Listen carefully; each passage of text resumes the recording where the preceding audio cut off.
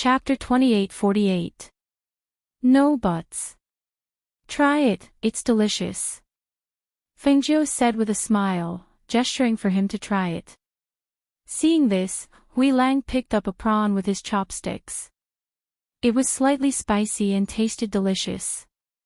The prawn meat was plump and springy, and when he bit down, it had a crispy texture.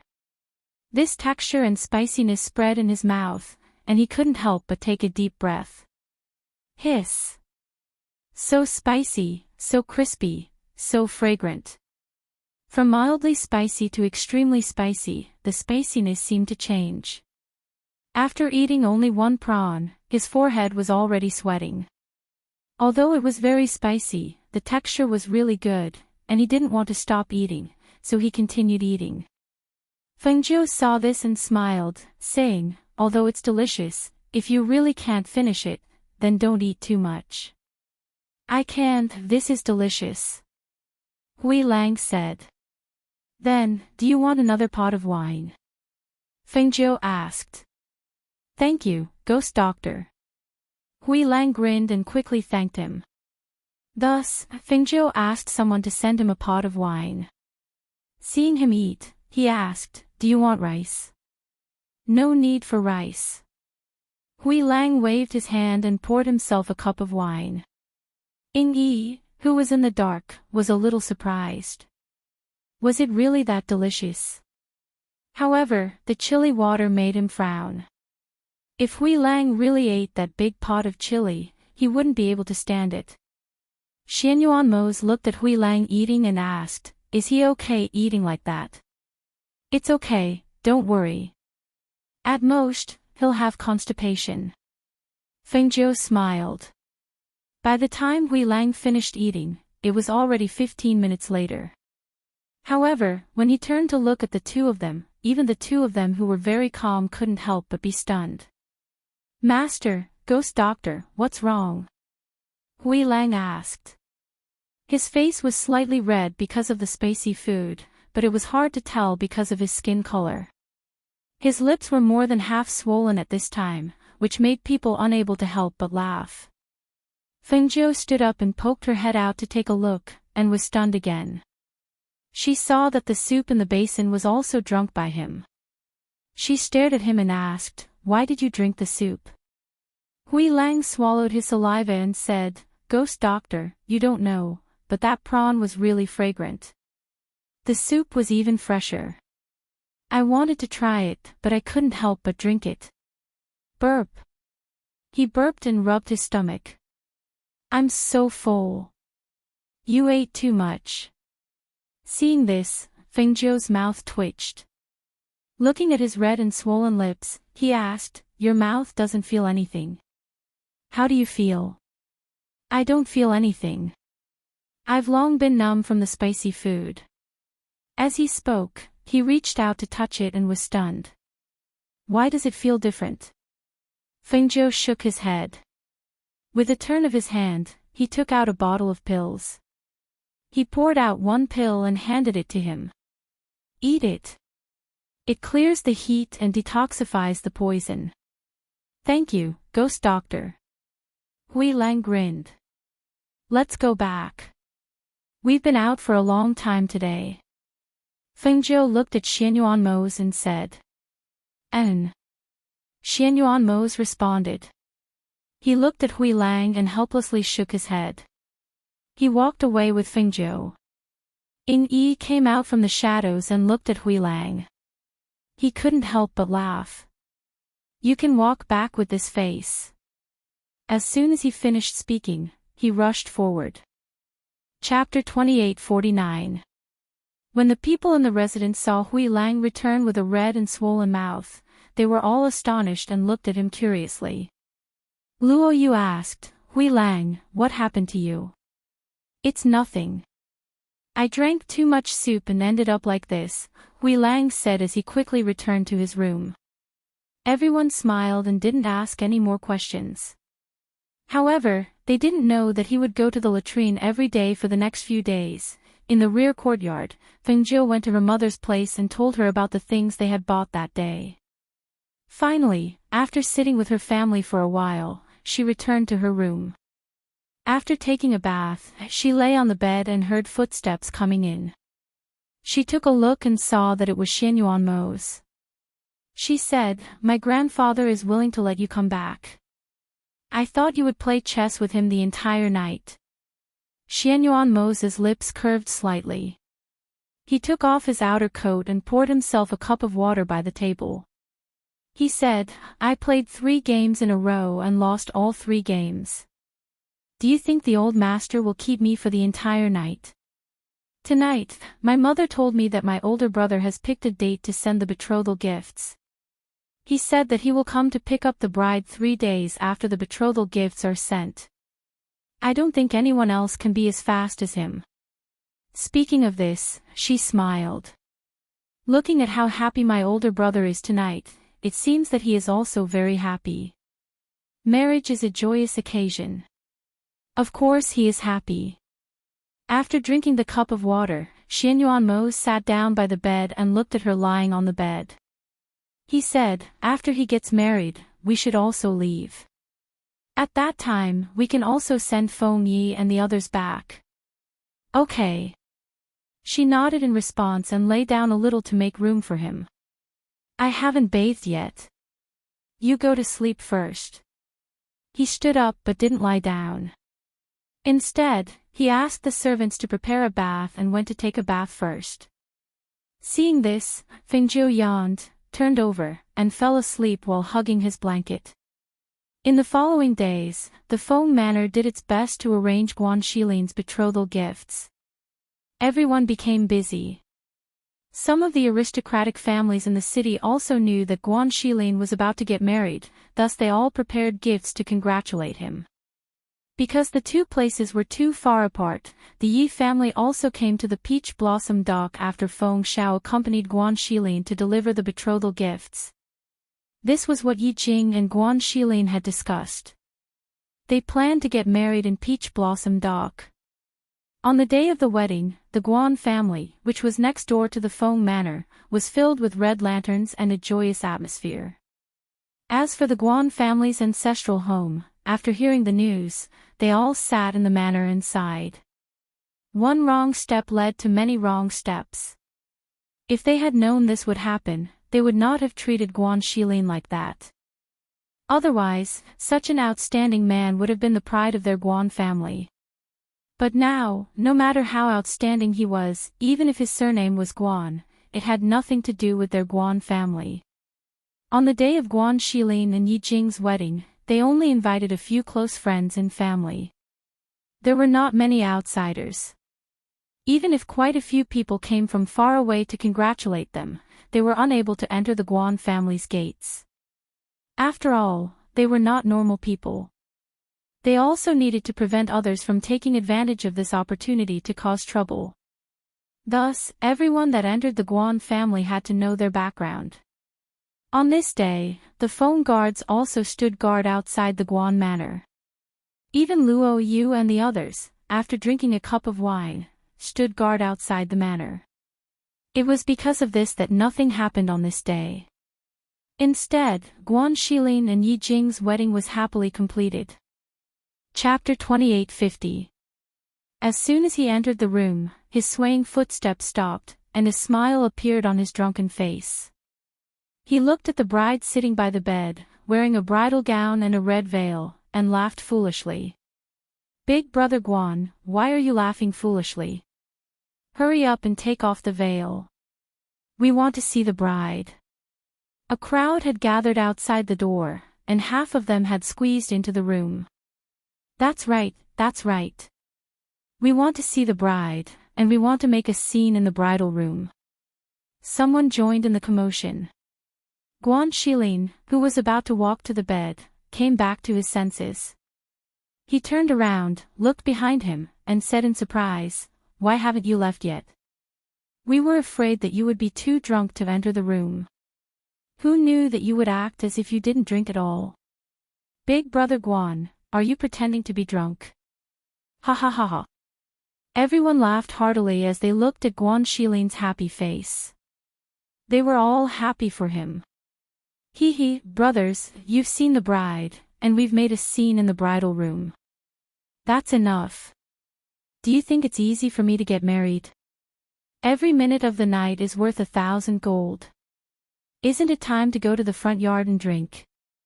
Guan Shilin laughed loudly, and his smiling eyes swept across the crowd. He couldn't help but have the urge to touch his forehead when he saw that they were surrounding him and didn't want to leave. Thus, he called out, "Xiao Zhou, Xiao Zhou." A corner of the roof tile was lifted, and Fengzhou poked his head out with a smile. "Brother, are you looking for me?" Guan Shilin was startled when he heard the voice. He looked up, and his eyes widened in shock. Why are you on my roof? Isn't today your and sister-in-law's wedding night? I wanted to eavesdrop, but there were too many people in the corner, so I had no choice but to come up here. Fengzhou said innocently, blinking his eyes and looking at him with a smile. Hearing this, Yi Jing, who was sitting on the edge of the bed, couldn't help but lower her head. Her beautiful face flushed red with embarrassment. None of them were serious. Even Fengzhou was like that. "Xiao Zhou, you can't do this to your brother. Hurry up and help me bring them to the front for a drink. I'll thank you properly later." Guan Shilin helplessly cupped his hands and asked for her help. Fengzhou chuckled. "All right. Since Big Brother has said so, then I have to help." She put the tile back and jumped to the ground.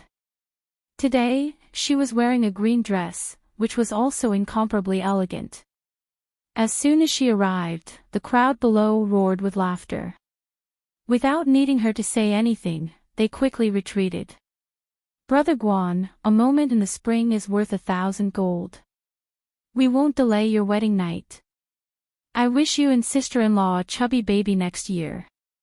Ha ha ha ha! The crowd chatted as they walked out. Gradually, only the few of them were left in the bustling inner courtyard. Fengzhou smiled and poked her head in. "Brother, sister-in-law, I'll be leaving too." She chuckled and walked out. Watching her leave, Guan Shilin breathed a sigh of relief. They're finally gone. These ancestors. He hurriedly closed and locked the door, closed the windows, and looked around before letting out a sigh of relief. Chapter 28:51. "Yes," Yi Jing replied in a small voice. She was a little nervous. Guan Shilin picked up the wedding rod and carefully lifted the red veil on her head. She sat on the edge of the bed and looked up at him shyly. His heart skipped a beat when he saw her, and he grinned foolishly. "Ah, Jing, you're so beautiful." He quickly lifted the veil and said, "I'll help you take off the phoenix crown on your head." He carefully took off the phoenix crown on her head and placed it to the side. "Ah, Jing, from today onwards, you're mine." He couldn't help but hold her hand. His heart was beating fast. From today onwards, he had a family. This family was different from his adoptive father's. She was his closest relative, and she was the one who would bear his children in the future. Looking at his fiery gaze, Yi Jing's delicate face flushed red. She lowered her eyes and said, "I'll go take a bath and change my clothes first. You can sit for a while." After saying that, she got up and went to the back of the screen. Just then, there was a knock on the door. "Brother Guan." It was Lang Hua's gentle voice. "Coming." Guan Shilin stood up with a smile and went to open the door. "Brother Guan, here are the wedding noodles you wanted." He handed the tray to him. "Ha, Lang Hua, thank you." Guan Shilin took the tray with a smile. "You're welcome. I'll go back now. I wish Brother Guan and sister-in-law a happy marriage. I hope you have a child soon." He turned and left. Guan Shilin closed the door and sat down at the table with his things. When he heard the sound of water coming from behind the screen, he could not help but feel thirsty. He stretched his head slightly to look at the screen, only to see a blurry figure. However, this blurry figure made him feel as if there was a fire burning in his body. He hurriedly poured himself a cup of water and drank it. Only then did he feel the fire in his heart subside slightly. After waiting for a while, he saw the graceful figure behind the screen step out of the bathtub. Those long slender legs, that slender waist that couldn't be held, and those towering peaks that drew a perfect arc in front of her chest, he couldn't help but think of the secret book that Luo Yu and the others had given him. Thinking of the scenes in the book and seeing the alluring figure behind the screen, he only knew that the fire he had suppressed with great difficulty was surging up again, and it was getting out of hand. But when he looked over, he saw the graceful figure standing behind the screen. She seemed to be holding a piece of clothing in her hand, but she didn't seem to know what to do. He couldn't help but ask, "Ah, Jing, are you done?" His voice was a little hoarser than usual. I'm almost done." Yi Jing was afraid that he would come in. But when she held the translucent and sexy piece of clothing in her hand, her pretty face flushed red. She was a little shy and nervous.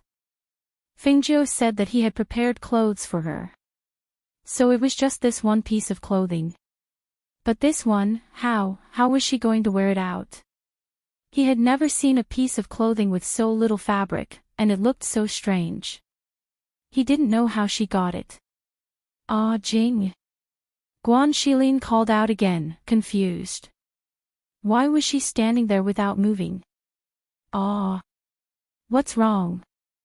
Guan Shilin stood up and walked over to the screen. "Do you need my help?" Chapter 2852. Guan Shilin was slightly startled, but he still responded. When he walked to the closet and opened it, he couldn't help but be stunned. "There are no clothes in here. This shouldn't be." Hearing this, Yi Jing couldn't help but touch her forehead. This Fengjiu, she was right. No wonder he took away all the clothes in her space a day in advance. So this was the reason. "Ah, Jing, there aren't any clothes behind the screen?" Guan Shilin asked in confusion. Looking at the clothes in her hand, Yi Jing's face turned slightly red. She whispered, There are. Then wear them." Guan Shilin said. "But, these clothes." "Clothes?" Guan Shilin was startled. He asked, "What's wrong with the clothes?" "Ah, Jing." Hearing his voice, she gritted her teeth and said, "Wait a minute, I'll come out as soon as I'm done." She looked at the two small things in front of her, took a deep breath, gritted her teeth, and put them on. After putting on the clothes, she looked down and couldn't help but feel even better. This simple thing was even more sinful than not wearing anything at all. There was a strange black undergarment on her chest that barely covered her chest. She was worried that the two thin strings would break at any moment. She also had a triangular pair of black pants on her lower body. The fabric was so thin that she didn't dare to look at it. This Fengjiu, what on earth did he do? It wasn't a surprise, it was more like a shock. After putting on the two small pieces, she put on the almost transparent gauze. She looked down, gritted her teeth, and walked out of the screen with a red face. Guan Shilin was waiting outside the screen. Because he didn't dare to look at her beautiful figure, he stood with his back to the screen. Naturally, he didn't know what was going on behind him. When he heard the sound, he turned around to take a look. With one look, he could not help but be stunned. His breathing suddenly became hurried. A flame rose up from his body and rushed to a certain part of his lower body. Yi Jing, who had her head lowered and her face flushed red, inadvertently caught a glimpse of the change in his lower body. Her pretty face instantly turned as red as a cooked prawn. She said in a small voice, "The clothes were prepared by little Nine." Her hands unconsciously crossed in front of her chest, but she didn't know that her breasts were exposed even more. Guan Shilin was stunned by her breasts, and 2 streams of blood flowed down from his nose without him noticing. Yi Jing, who was blushing and looking down, suddenly saw a drop of blood on the ground. She was shocked and quickly looked up. She saw 2 lines of blood on his nose. His nose's nose. TSSSS noses. Are you okay? Why are you having a nosebleed? I'm fine, I'm fine. Guan Shilin came back to his senses. He took out a handkerchief from his sleeve to wipe his nose. As he covered it, he glanced at Yi Jing's seductive figure. He cleared his throat and said, "Ah Jing, there's some food here. Sit down and eat." Okay. Yi Jing responded and followed him to the table to sit down. However, wearing such a sexy and seductive dress, she also felt uncomfortable all over, especially when she was eating. She felt his burning eyes on her body. Therefore, she asked in a low voice, "Do you want to take a shower?" Okay. Guan Shilin stood up and reluctantly looked away from her. Get someone to prepare water for you. There's only water in there. Chapter 28:53. Hearing this, Yi Jing's face turned even redder. Guan Shilin entered the bathroom and came out after a quick shower. When he saw Yi Jing sitting in front of the dressing table and drying her hair, he walked up to her and took the handkerchief from her hand. Let me do it. He looked at the mirror and saw that one of them was standing while the other was sitting in front of the mirror. The reflection in the mirror was like a peach blossom and was extremely shy. When his gaze fell on the reflection in the mirror, his breathing involuntarily became heavier. Ah Jing, are you full? Why do I feel like you didn't eat much? There was still a lot of food left on the table. I'm full, she said softly. Seeing this, he helped her dry her hair and said, I'm not full yet. Eat a little more with me. Okay. She responded and went to the table with him. She sat beside him and watched him finish all the food she had left. She couldn't help but ask, is it enough? If it's not enough, I'll get someone to send more. It's enough. He smiled and looked at her. Next, let's drink cross-cupped wine. As he spoke, he poured 2 cups of wine. They each held a cup and drank with their arms crossed. After drinking a cup of wine, he leaned closer to her and lifted her up. Ah Jing, let's go to bed. Yi Jing shyly buried her face in his chest and responded softly. She felt him carry her to the bed and put her down. The bed curtains were put down, covering the spring scenery on the bed. 3 days later, in the morning everyone in the residence gathered in the living room. Even Guan Shilin and Yi Jing were there. Seeing that everyone was present, Fengzhou said, Zhe and I plan to leave. We don't know when we'll be back this time. So soon. Everyone in the living room was surprised and a little reluctant to leave. Fengzhou smiled. It's not soon. We've estimated the time we'll be back. Moreover, the journey from here to Penglai Island is not short. We can make arrangements in advance. She paused and smiled. Moreover, my brother just got married.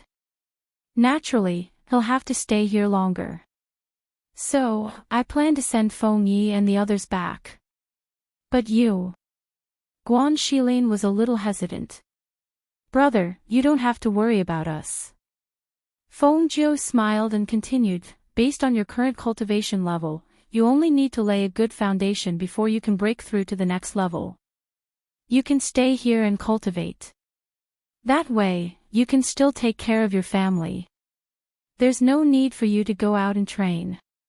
When your strength reaches a certain level, you can go and challenge the immortal ascension stairs again. Hearing this, Guan Shilin nodded. Xiao Zhou, Fengzhou, Mo's, Fengzhou, Fengzhou, Fengzhou, Fengzhou. Fengzhou, Fengzhou, said, Fengzhou, Fengzhou, Fengzhou. Hearing this, everyone fell silent and didn't say anything. It was Feng Sanyuan who said, all right, then all of you prepare.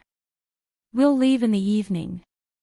This time, when we go to an unfamiliar place, we have to be careful. You have to know that no matter what, safety is the most important. We know. They nodded. As if remembering something, Shangwan Wanro asked, Little Nine, do you want to bring Hao along? He's still so young. Will he? Mother, Hao has an extraordinary background. No matter who I leave him with, I won't be at ease. I have to take care of him myself. Moreover, Ling Shuang and the others will help take care of him. It'll be fine, Fengjiu said with a smile. Chapter 28:54. Feng Yi looked at his father and mother, then said to Feng Xiao, I'm a man. When I become stronger, I'll come back. Ha ha ha, good.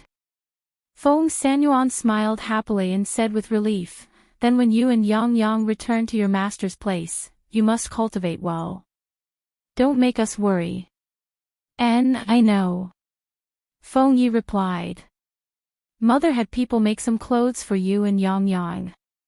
Come, follow mother to the courtyard and bring those clothes. Su Shi said and went forward to hold his hand, bringing him and Yang Yang back to the courtyard first. Then I'll go back and prepare.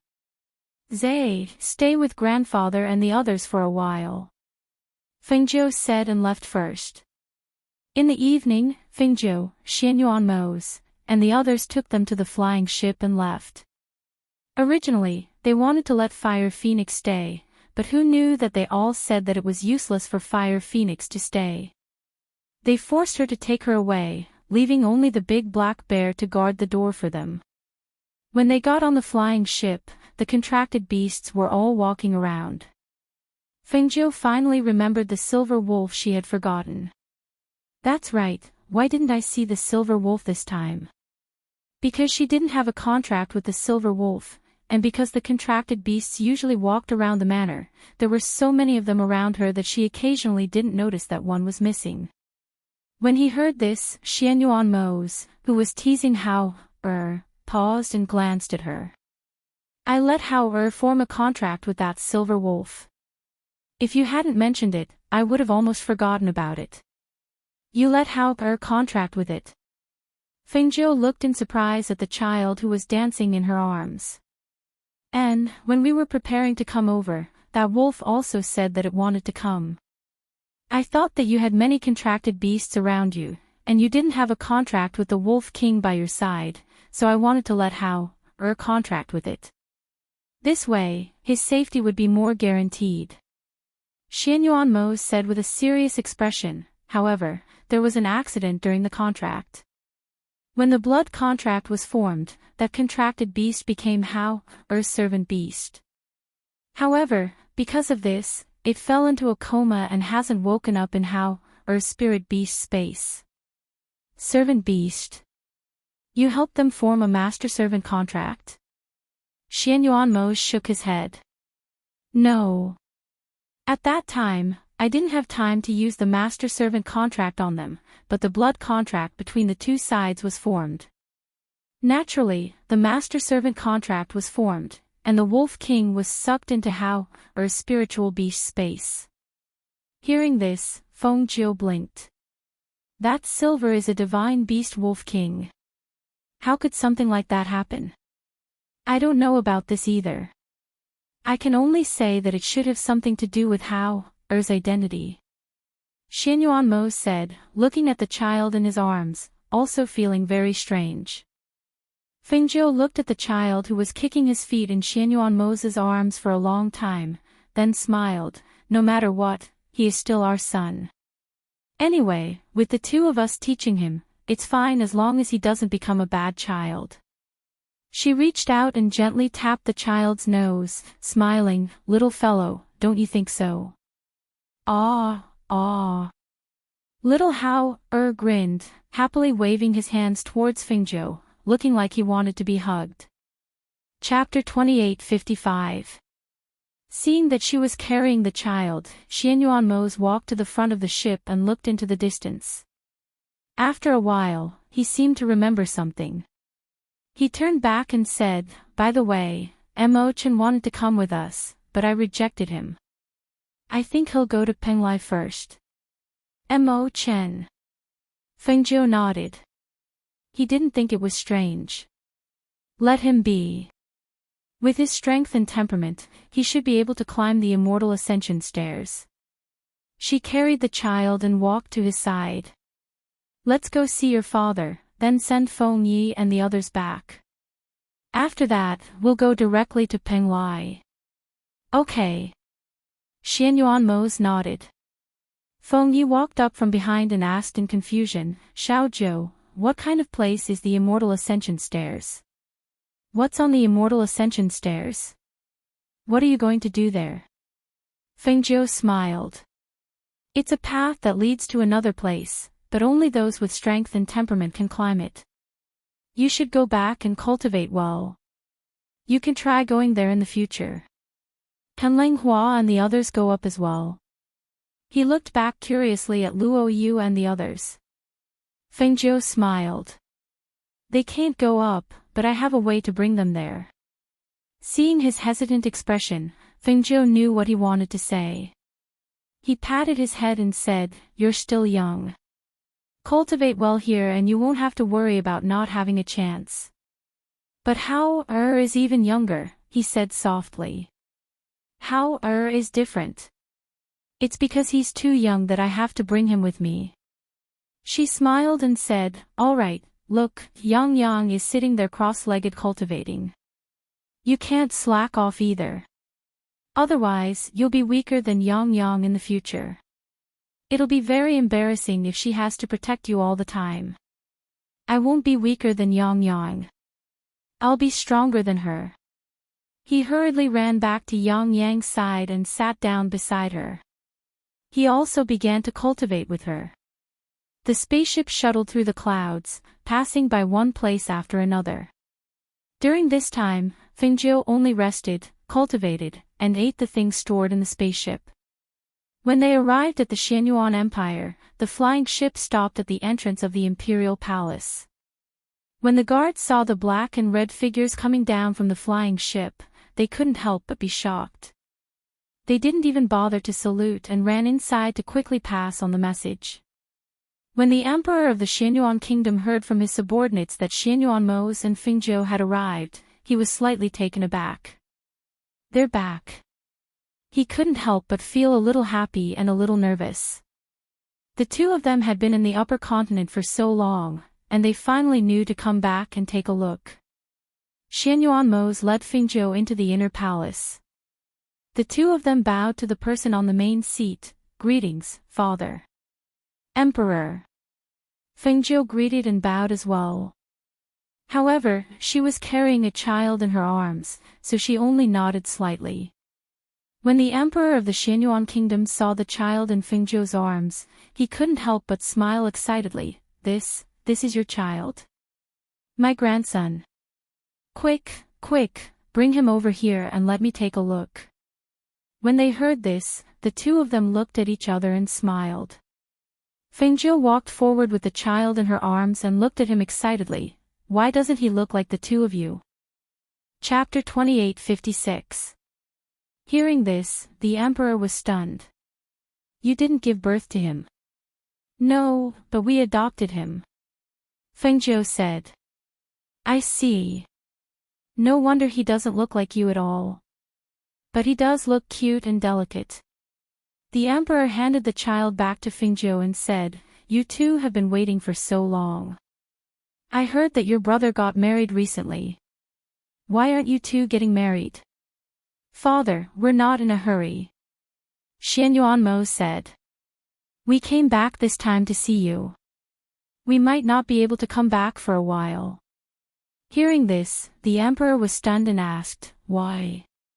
The upper reaches isn't that far from here. You can come back as long as you take the time. Why can't you come back? Did something happen to you guys over there? No, we plan to go to Penglai Island to climb the Immortal Ladder. We plan to go to another place to cultivate. So we might not be able to come back for the next few years. Xianyuan Mo said. Hearing this, the Xianyuan Emperor nodded. I know. There is indeed a legend about that place. However, can you find it? It's said that the Immortal Ladder is not easy to climb. If you're not careful, you'll fall from it and lose all your cultivation. We found it and I've been there. There's nothing to be afraid of. Feng Zhou said. Since you've decided, I'll respect your decision. But be careful. The emperor said. You haven't been back for a long time. Go and get some rest. I'll hold a welcoming dinner for you tonight. There's no need for a welcoming dinner. I'll bring them around the city tonight. We'll leave tomorrow. Xianyuanmo said. Seeing this, the emperor nodded. All right, as you wish. Go. The two of them left and brought the people outside the palace to rest. Feng Yi, who didn't know what fatigue was, brought Yang Yang around the palace. Leng Hua followed the two of them to prevent them from sneaking out of the palace. Luo Yu and the others had the imperial chef prepare some food, and the few of them began to eat and drink in the garden. Ling Shuang and Bai Qingqing were resting in the room with Hao, Xianyuanmo and Fengzhou were also drinking in the courtyard. This place was not in the Feng Manor's territory. Thus, when they arrived, all the contracted beasts were put into her space. It was much quieter. Leaving tomorrow. Wasn't it too hasty? Once we leave, it won't be easy for us to come back. Fengzhou said as he picked up a mouthful of food to eat. It's fine to stay here for a long time. Might as well go earlier, Xianyuanmo said as he poured himself a glass of wine. Hearing this, Fengzhou smiled and did not say anything else. The two of them ate in the courtyard and then took a nap. It was only in the evening that they took Feng Yi and the others out for a stroll in the city. The next morning, before the sun had even risen, they boarded the flying ship and left. A few days later, the flying ship entered the upper continent. Feng Yi and Zhao Yang were no longer in the mood to cultivate. This was because they knew that the day of their departure was coming. Fengzhou, who saw all of this, called the two of them over and asked with a smile, "What's wrong? Don't want to go back and cultivate? Or are you unwilling to part with us?" Chapter 28:57. Upon hearing this, Fengzhou chuckled and said, "For cultivators, time flies like flowing water. Years or even decades pass in the blink of an eye. Moreover, isn't today's parting so that we can reunite tomorrow?"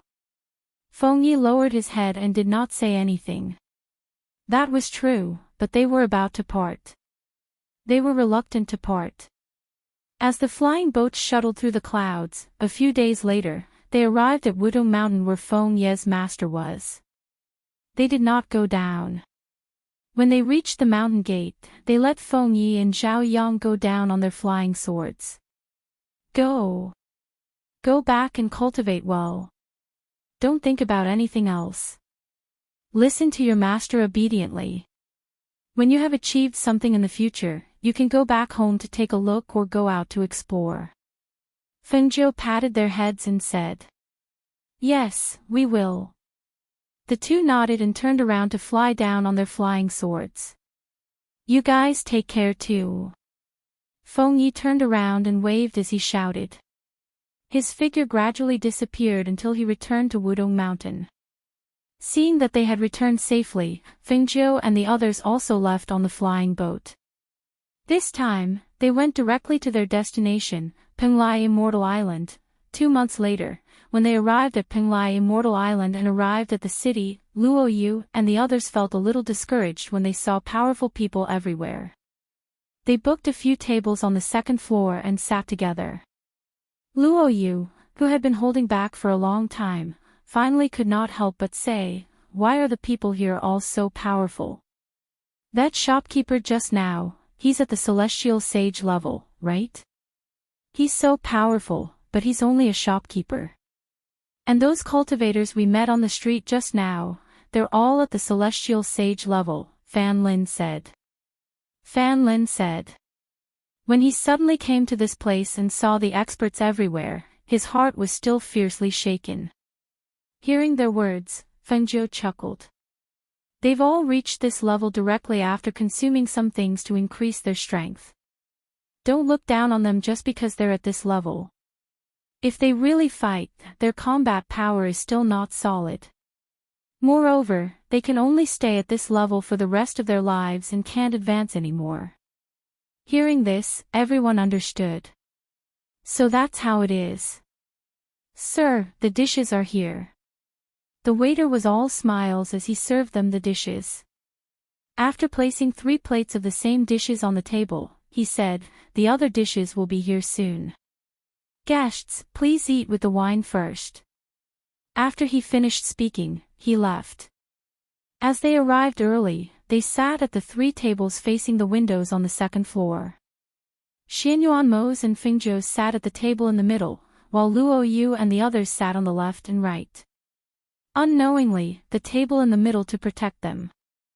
Even Ying and the others, who had been following them, followed Xianyuan and sat to sit with the others' peoples. After all, they were outside, and they had to accompany and protect their masters, so they only tasted the wine and did not drink much. In addition to the wine and dishes, each table also had a large pot of stewed soup and a bowl of rice. The dishes they ordered were all signature dishes. They tasted good and the portions were sufficient. Everyone was full. After the meal, Leng Hua saw that they were almost done eating and wanted to pay the bill first. Then, he heard Fengzhou's voice. Chapter 28:58. Upon hearing this, Leng Hua froze for a moment, then asked, then what do they accept? Crystals. Fengzhou pursed his lips and smiled.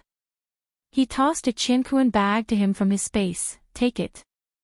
Yes. After Leng Hua took it, he probed it with his divine sense and saw a bag of sparkling crystals.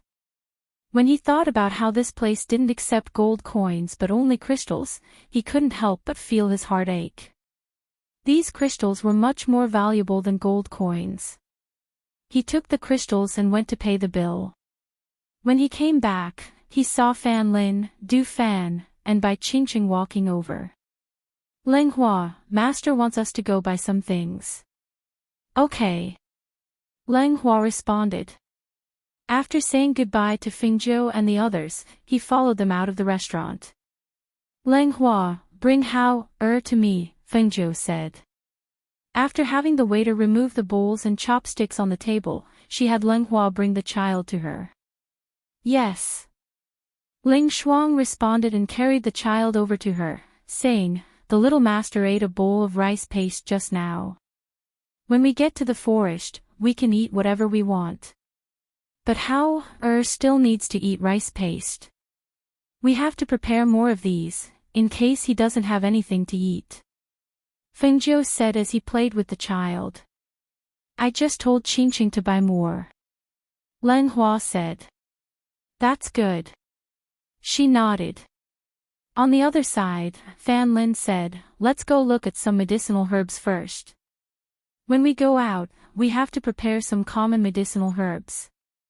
Also, Master just said that because there are many medicinal herbs here, the prices aren't very expensive. We can buy more just in case. Okay. They responded. After asking around, they went to the largest medicinal herb trading company in the city. Even though they were Fengzhou's subordinates, they dressed according to their personalities.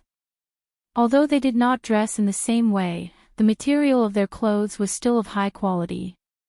Coupled with their extraordinary temperament and appearance, they naturally attracted some attention when they walked together. As soon as they entered the trading company, a medicine boy inside greeted them, young masters, may I know what you need? We are the largest medicinal herb trading company in the city, and we have the most complete collection of medicinal herbs. Let's take a look around first. If we need anything, we'll let you take it. Fan Lin said as he looked around to see if there were any medicinal herbs he needed. Alright, young master, if you need anything, just let me know. The apprentice said as he watched from the side. Fan Lin, buy some anti-snake, insect, rat, and ant medicine. We don't have much left, Du Fan said, waving the fan in his hand. Young master, we have prepared a medicine that repels snakes, insects, rats, and ants. The medicine boy said from the side. Fan Lin shook his head. No need. Give me the original ingredients. I want to take them back and prepare them myself. Hearing this, the medicine boy was stunned for a moment and quickly responded, okay, please wait for a moment. I will immediately pick out some original ingredients for young master. The medicine boy went inside and picked out a set of original ingredients.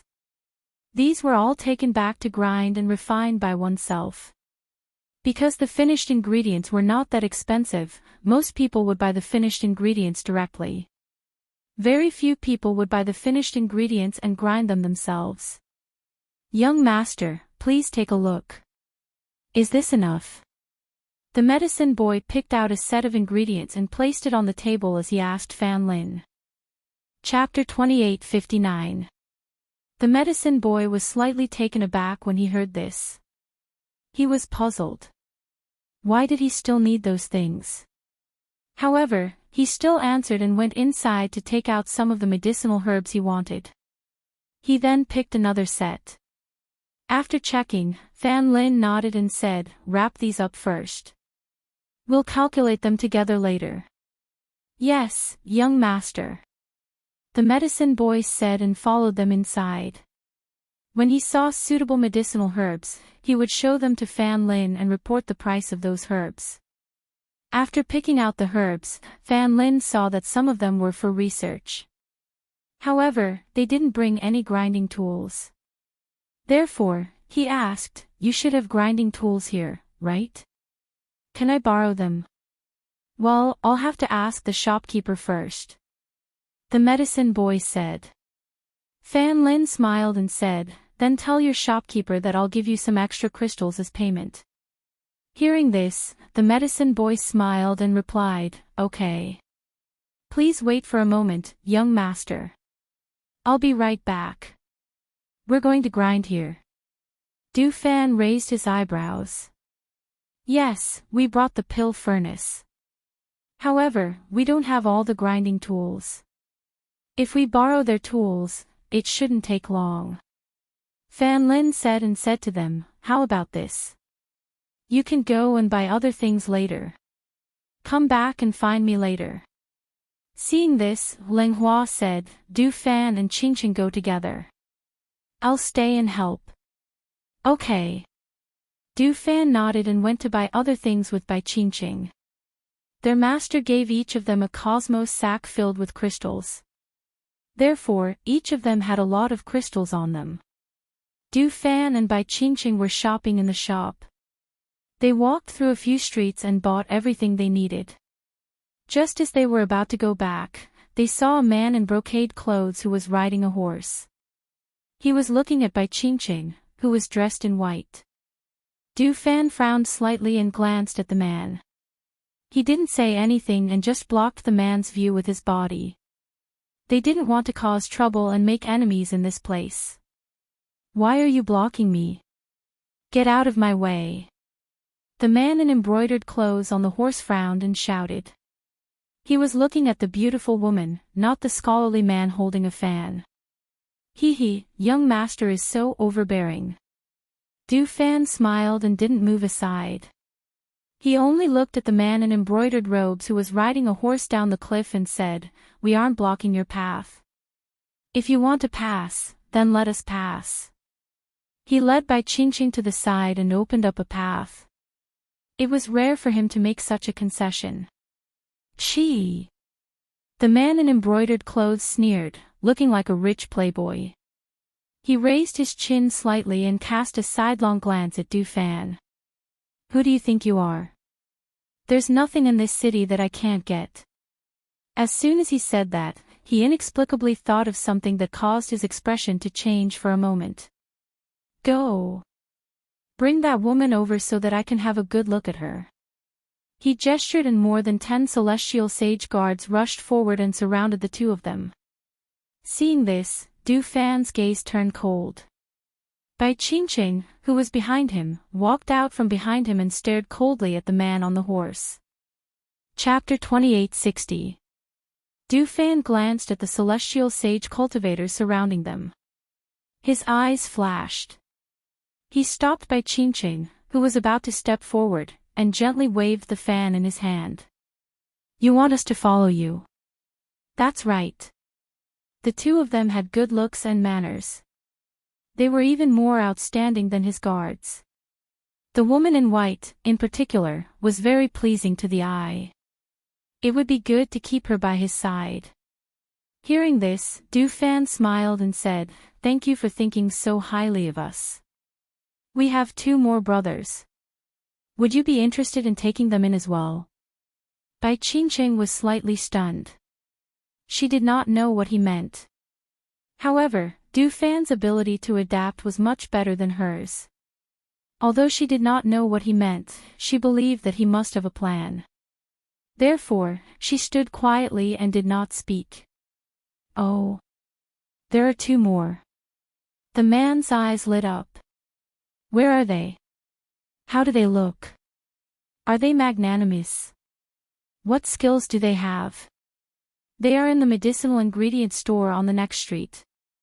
Although they are not as strong as your guards, in terms of looks and manners, your guards are not as good as us." Speaking of this, Du Fan's face bloomed into a smile. He gently fanned himself with the fan in his hand, looking very elegant. "Moreover, I am proficient in the art of formations. The girl beside me is proficient in swordsmanship. As for the other 2 brothers, one is proficient in medicine, and the other is as meticulous as dust." He smiled and asked, "Would you like to take them in?" "Of course. Of course. Quickly, bring me there." The man in the brocade robe smiled. He waved his hand and let Du Fan and the others lead the way. The dozen or so celestial sage cultivators surrounding them naturally retreated and followed the 2 in front of them to the next street. At the Dragon Boat Festival, Ling Hua helped Fan Lin pack the ground medicinal powder. Just as he was about to pay, the shopkeeper looked at the 2 of them with a smile. "Young masters, would you be willing to sell us a pack of these medicinal herbs?" the shopkeeper asked. Hearing this, Fan Lin smiled and shook his head. "These are for personal use. They are not for sale." The shopkeeper, who had been secretly watching from the side, could not help but feel anxious when he heard this. "I am willing to buy them at double the price. Actually, I saw that your medicinal herbs are different from the ones made by our apothecary, so I thought, even if I give them to you, you can't make the same medicinal herbs as mine." Fan smiled and said, "In addition to your medicinal herbs, I have added other medicinal herbs. Even if I give them to your apothecary to make them, your apothecary, he can't make them." "This. Young master, can we discuss this?" the shopkeeper tried to ask again. After all, the medicine in their shop was really not as good as this one. Fan Lin's eyes flickered when he saw the shopkeeper's reaction. "Shopkeeper, do you really want it?" To be. "I can sell a pack to the shopkeeper, but it's 200 crystals per pack." He laughed and took out one of the packs. "How about it? 200 crystals? The shopkeeper was stunned for a moment. The medicine he had just bought did not even cost 200 spar, but when he thought about it, maybe after getting that bag of medicine, they could concoct the same amount of medicine. If they sold it in the shop, the 200 spar would be earned back very quickly. He had seen them try the medicinal herbs behind them. Even the snakes did not dare to come close. It was definitely something good. Chapter 2861. Therefore, Fan Lin sold him a packet. This meant that he didn't have to spend any money on anything he bought in the pharmacy. Just as they were about to leave with the herbs, they saw Du Fan and Bai Qingqing walking over. Behind them was a man in brocade robes riding on a horse and a dozen celestial sage guards. "Are you done?" Du Fan asked when he saw them. Fan Lin and Ling Hua looked at each other and walked over. "We're about to go back." "What are you doing?" Fan Lin asked as he looked at the people behind them. Du Fan covered his mouth with a fan and smiled. "This young master said he wanted to take us in. I remembered that there were 2 of you, so I asked him to bring you along." Fan Lin smiled when he heard this. He glanced at the man in brocade robes and didn't say anything. When Ling Hua saw this, he sized up the man in brocade robes and asked gently, how should I address you, young master? This is our young city lord. One of the guards said. Oh, so it's the young city lord, Ling Hua nodded and asked, why does the young city lord want to take us in? What? Are you too unwilling? The man in brocade robe snorted coldly. There was some displeasure on his face. Ling Hua smiled gently and said, of course not. It's our fortune that the young city lord thinks highly of us. However, we already have a master. Since the young city lord wants us, why don't we ask our master if he's willing to give us to the young city lord? You have a master. He frowned and looked at Du Fan with slight annoyance. Why didn't you say so just now? The young city lord didn't ask. Du Fan said matter-of-factly. Humph. He snorted and looked at the 3 men and 1 woman in front of him. He had to admit that these people were very eye-catching when they stood together. They were very unusual. If he could take them in, they might come in handy. However, he didn't know what kind of person their master was. Where is your master? I want to see, other than this young master, what kind of person has the qualifications to be your master. As he spoke, he gestured for them to lead the way. Then please follow us, young city lord. My master is in the restaurant up ahead. Du Fan said with a smile, waving his fan as he walked forward. Seeing this, the man riding the horse followed them to the restaurant. He looked at the 4 people walking in front of him and snorted coldly in his heart. Did they think that he didn't know what they were planning? They just wanted to go to their master's place and find some helpers. However, in this city, who was Ling Tianyu afraid of? As the young master of the city, and with his father and grandfather as his backing, he was only afraid of that damned Fingzhou. As for that brat, it was likely that he would never come to this place again in his life. Naturally, he had nothing to fear. When other people came to this city, no matter how powerful they were, they would not be able to escape from his grasp. Some of the people in the city saw that there was something interesting to watch, and some of them followed behind and talked about it. Among them, there were also some cultivators. These people are not very strong, but the young city lord has his eyes on them. However, these people have extraordinary temperaments. I wonder where they come from. Chapter 2862. Fengzhou and the others, who didn't know what was going on, were still sitting in the restaurant. Because it was close to noon, there were more and more people. The tables on the 2nd floor were quickly filled. Those who went up to the 2nd floor all looked at Fengzhou, Xianyuanmos, and the others. Their eyes were filled with surprise, and 1 or 2 of them had a strange expression. Hey, look at that woman in red. Doesn't she look like the person who taught the young city lord a lesson half a year ago? Hearing this, the people at the same table all looked at the beautiful woman in red. With one look, they couldn't help but be startled. It seems like it. I've seen that face before. It seems like it's her. For a moment, the few people who remembered how powerful this person was couldn't help but secretly guess. Which blind person would provoke her this time? Last time, the young city lord almost became her slave. In the end, it was the city lord who saved the young city lord. You came here last time too? Xianyuanmos asked. Because he heard those people's words, he knew that something unforgettable had happened here. Fengzhou chuckled, last time. Last time, the young city lord, Ling Tianyu, almost became my slave. Other than that, there was nothing else. Master, the ghost doctor, Du Fan, and the others are back. However, it seems like there are many people following behind them. Hui Lang, who was paying attention to the outside, looked at the people coming from the street. Fengzhou glanced at the people on the street. Other than Du Fan and the others, he also saw the person who was talking just now, Ling Tianyu. I met an old acquaintance again.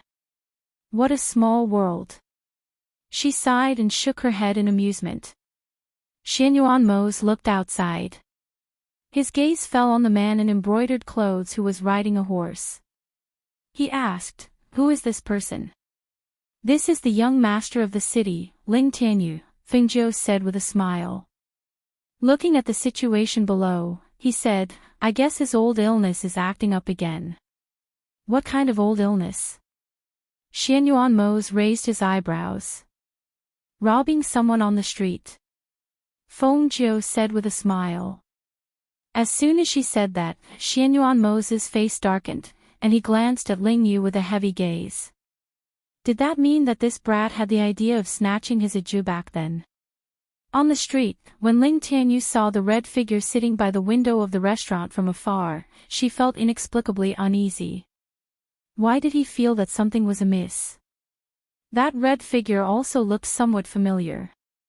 It seemed to be Fengjiu. How could this be? That person had already gone to some unknown place, so why would he come here again? He must be thinking too much. However, even so, his heart was still in a mess. Especially when he saw the 4 people in front of him walking leisurely, he felt that something was wrong. These 4 people had not been afraid or panicked from the beginning. They even led him here. Were they sure that their master was more powerful than him? Thinking of this, he could not help but ask, the one in front, the one with the fan. Du Fan was startled. He turned around and asked with a smile, "Young master, are you calling me?" "My name is Du Fan, not the one with the fan." "Who cares what your name is? Let me ask you, what is your master's name?" he asked, staring at Du Fan. Chapter 2863. Seeing that they didn't say anything, Ling Tianyu couldn't help but hesitate.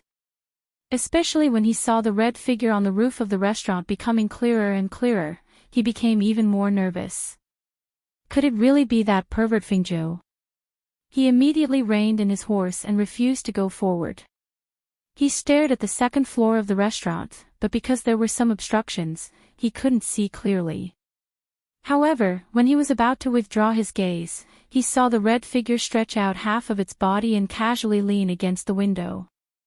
When he saw the person clearly, he was so frightened that he cried out and rolled off the horse's back. "Young master!"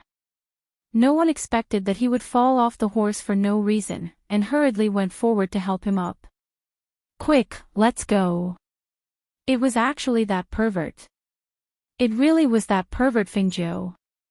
No, he had to turn back quickly, in case he was seen and couldn't leave. "Young master, you're not leaving."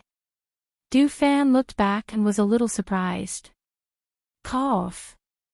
Ling Tianyu coughed lightly and said, "I suddenly remembered that there are some things that I need to deal with. Let's forget about today's matter. Hurry, let's go." He waved his hand and signaled for the guards to leave quickly. Just as he was about to get on his horse, he heard a voice that seemed to be laughing yet not laughing. "Ling Tianyu, your old habits are acting up again." On the 2nd floor, Fengjiu looked at Ling Tianyu, who was so scared that he wanted to run away. He chuckled and said, "This time you have your eyes on my people. It seems that the lesson from last time didn't teach you a lesson." Hearing this voice, Ling Tianyu's body stiffened. For a moment, she didn't know whether she should leave or not. She stood there stiffly, not knowing whether she should leave or not. At this moment, the guard beside her was berating her. "Impudent! How dare you call the young master by his name?" shouted one of the guards. However, as soon as he finished speaking, he was slapped on the head. "Idiot! You're courting death." Ling Tianyu glared and cursed in a low voice. He looked at the 2nd floor, gritted his teeth, and walked up. When he arrived at the 2nd floor of the restaurant, he saw Fengjiu, who was wearing a red dress, leaning against the wall. His eyes flashed. Last time, he knew that this guy was also a woman, but he didn't expect this guy to be so beautiful after wearing women's clothes. Just as he was looking, he suddenly felt a sharp and cold gaze land on him with a powerful pressure, causing him to be unable to breathe. He hurriedly returned to his senses, and only then did he notice that there was a handsome man in a black robe sitting beside Fengzhou. At this moment, the black-robed man was staring at him with his deep and sharp black eyes. That gaze caused him to shiver. "Master, when we went shopping, we bumped into this young man. He said that he wanted to take us in. We thought that we should come back and ask for your opinion." Du Fan said with a smile and looked at Ling Tianyu with a teasing look. Hearing that, Ling Tianyu's skin tightened and his body stiffened. He glared at Du Fan and said, "If you had told me earlier that your master was such a pervert, I wouldn't have targeted you." "I didn't know," Du Fan said, waving his fan. Ling Tianyu gritted his teeth and ignored him. After taking a deep breath, he looked at Fengzhou. "What are you doing here again? Aren't you worried that you'll meet the people who tried to kill you last time?"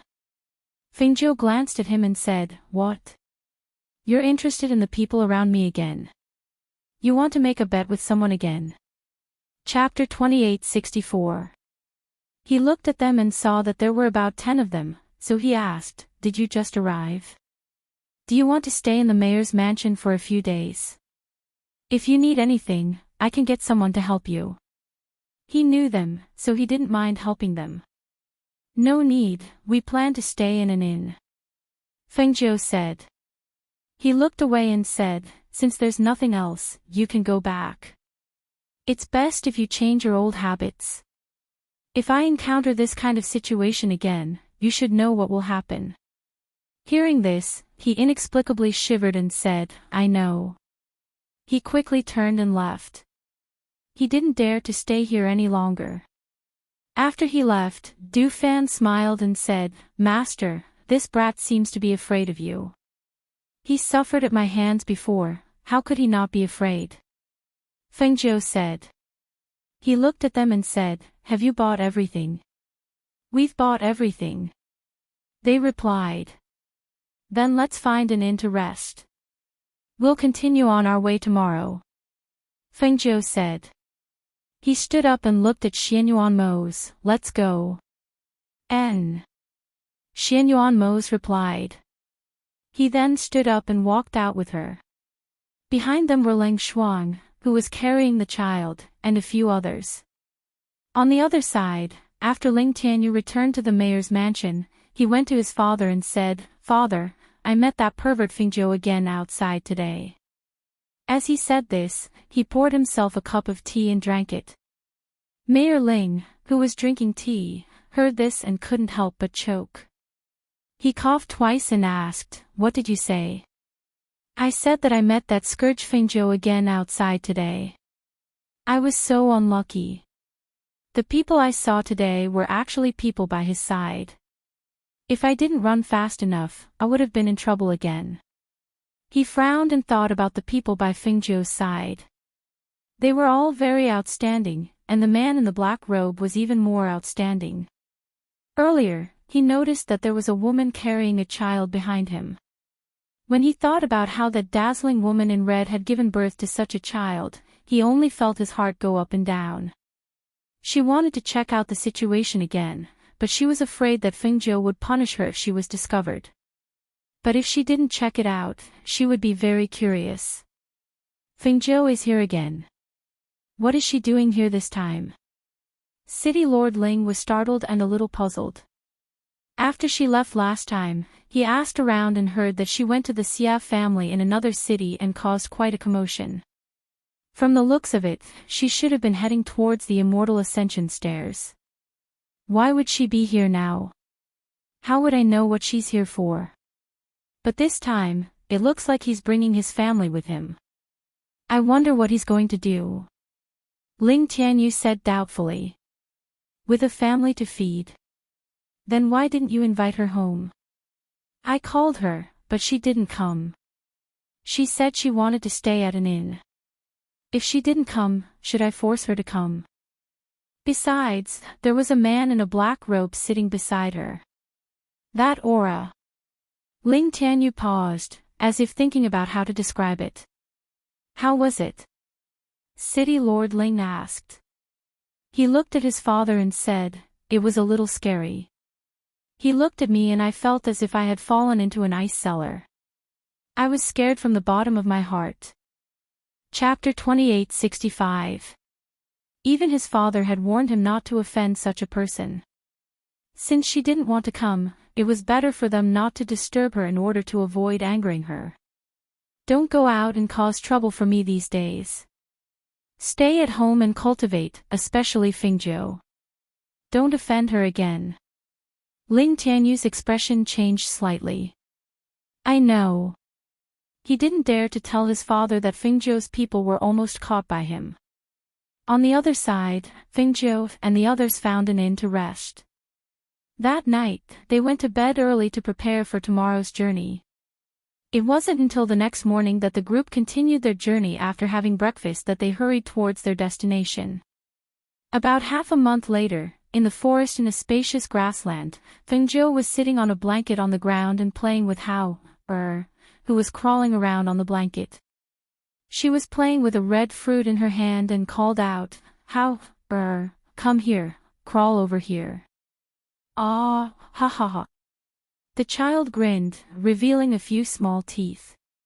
He crawled towards Fengzhou on all fours.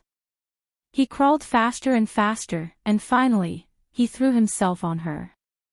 Fengzhou caught him and smiled, Do you want to drink fruit juice? Come, stand up and walk a few steps.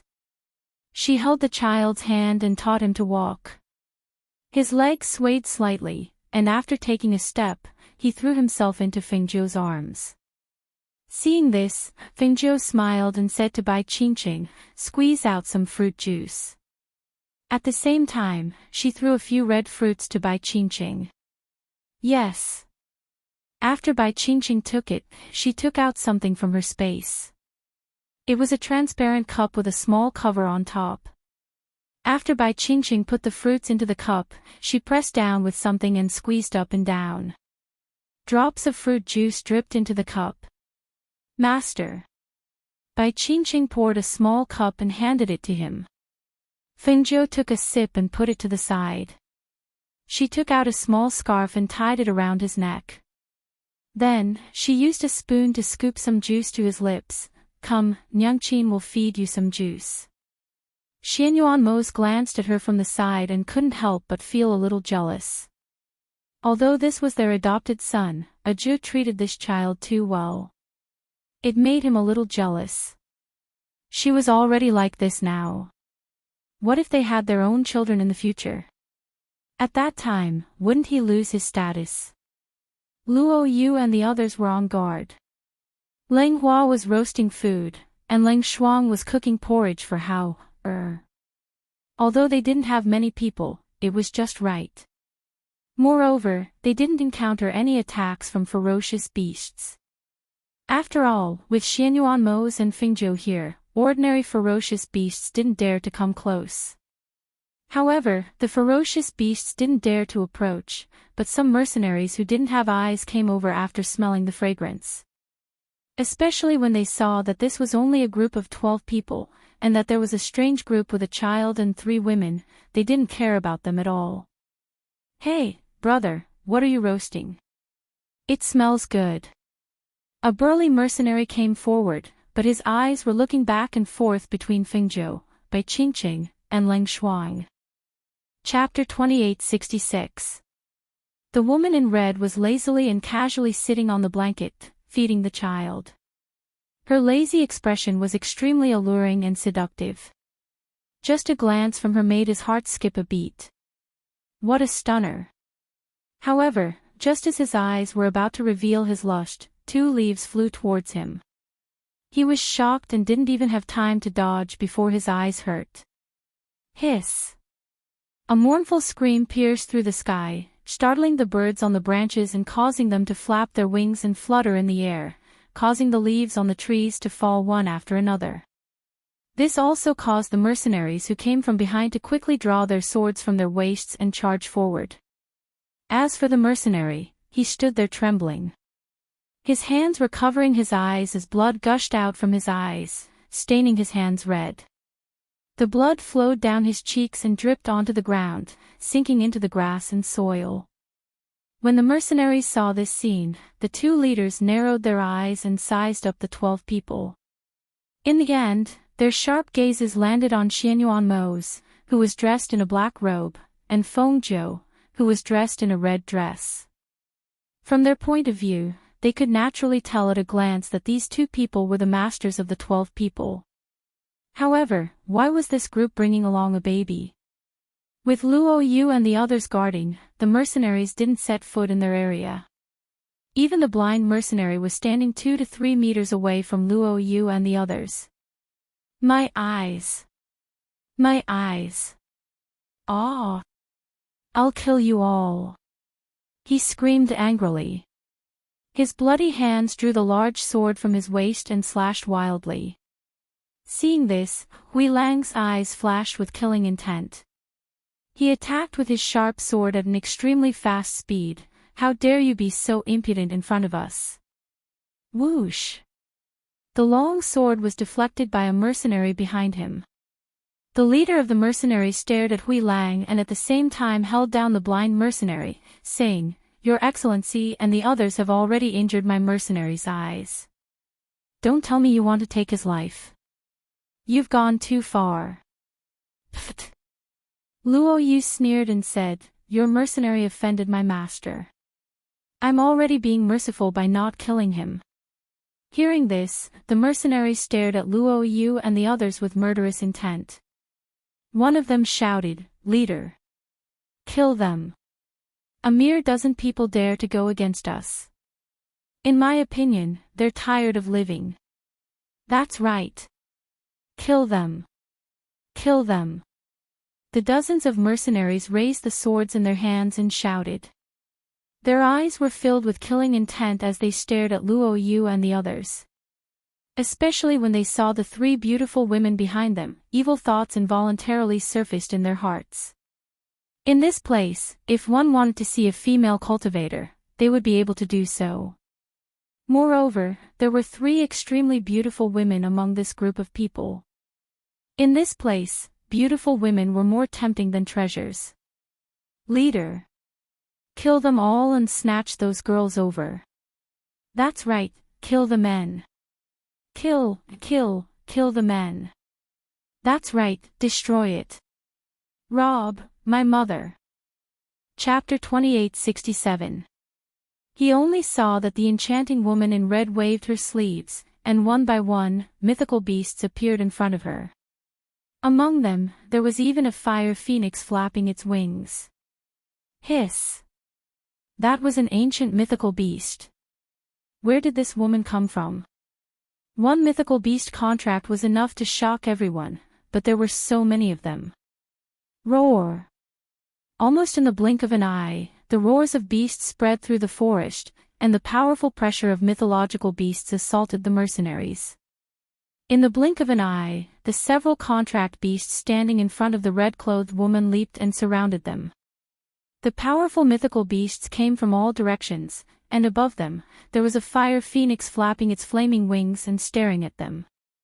Not to mention anything else, just the mythical beast circling above their heads was enough to make their legs tremble, and they fell to their knees. They were no match for the mythical beasts' mythical beasts. Under that mythical beasts' they didn't even have the strength to stand. Even the 2 leaders were trembling, and they were barely holding on, but in the end, they fell to their knees as well. You want to attack us? Let's ask them first. Fengzhou said casually. He glanced at the mercenaries, and ordered the fire phoenix, don't leave a single one alive. When Fengzhou said that, Luo Yu and the rest didn't make a move. Instead, they took a few steps back and waited quietly. The fire phoenix and the rest were more than enough to deal with these people, and they didn't even need to make a move. No.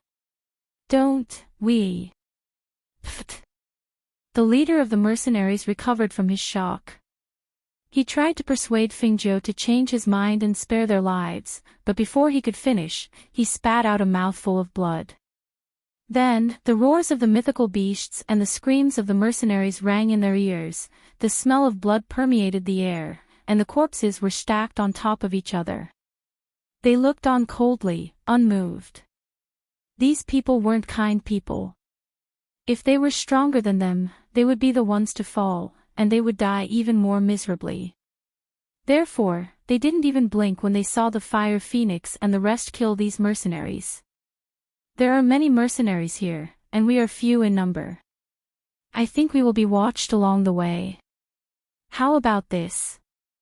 Other than the fire phoenix, let Lao Bai and Tun Yun out for a walk, Fengzhou said, and handed Hao to Ling Shuang before he stood up and walked to the front. Don't let their belongings. Master, don't worry, we know. Luo Yu grinned. Xianyuan Mose came to her side and asked, did you do this yourself last time? Hearing this, Fengzhou, Luo Yu, and the rest of the fire phoenix and kill me. I've killed those who deserve to be killed. I've never been soft-hearted. However, last time, I didn't meet these blind people, and it was convenient and inconspicuous for me to travel alone. Master, the stairway of immortality opens once a year. Are there many people coming here every year? Du Fan asked. Chapter 2868.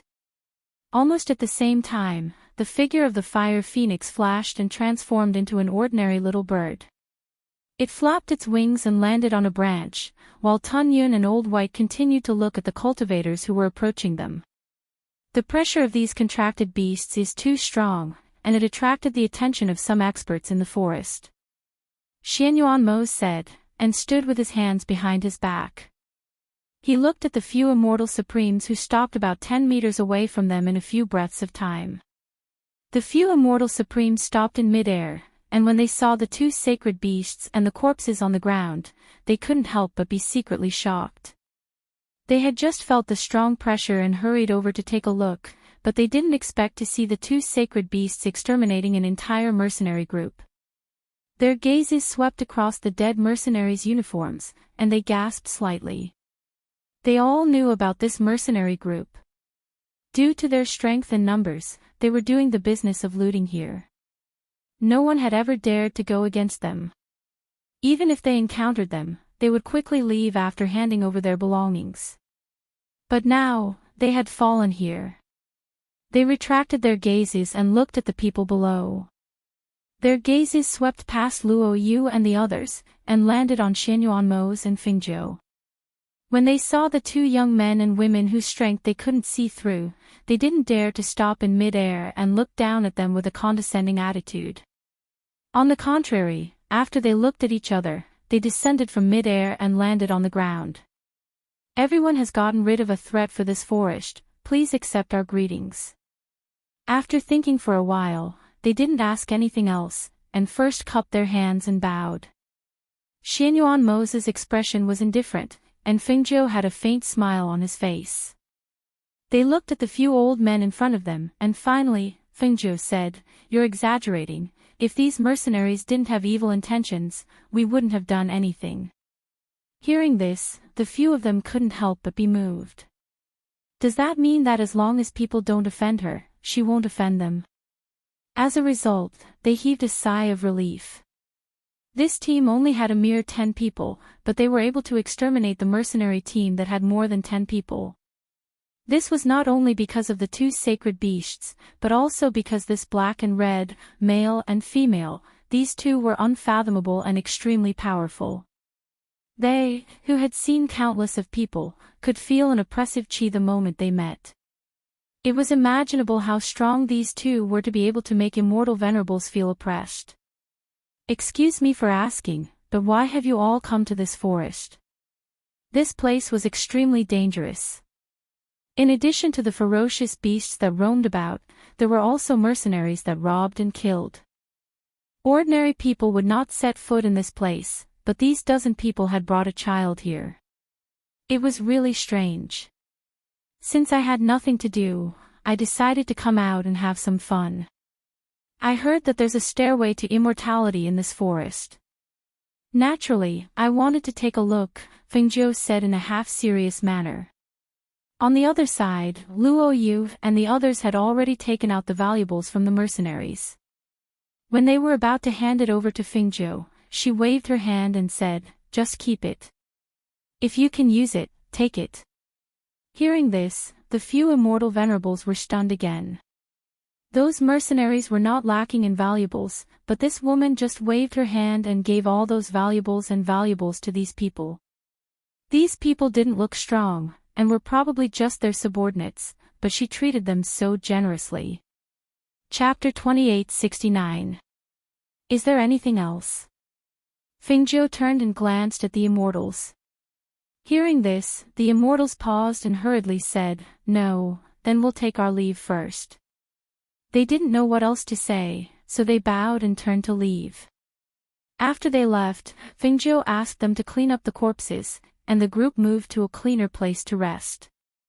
Under the night sky, Xianyuan asked Ding Yi and Hui Lang to go ahead and check out the immortal ascension stairs. Fengjiu was worried that they would meet strong cultivators, so she asked the fire phoenix to go with them. Thus, the two of them and the beast took advantage of the darkness and went deeper into the forest. The next morning, Fengjiu woke up to Hao-er's cries. She looked at the child sleeping in her arms and reached out to touch him.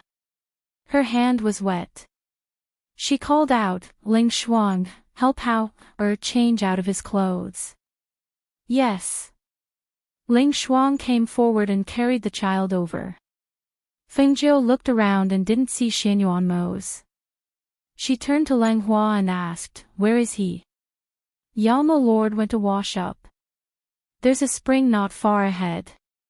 "He's there," Lang Hua said. Fengjiu nodded. She got up and tidied her slightly messy hair. She yawned and said, "We won't leave today. Let's wait here for Hui Lang and the others to come back." "Okay." The immortals replied.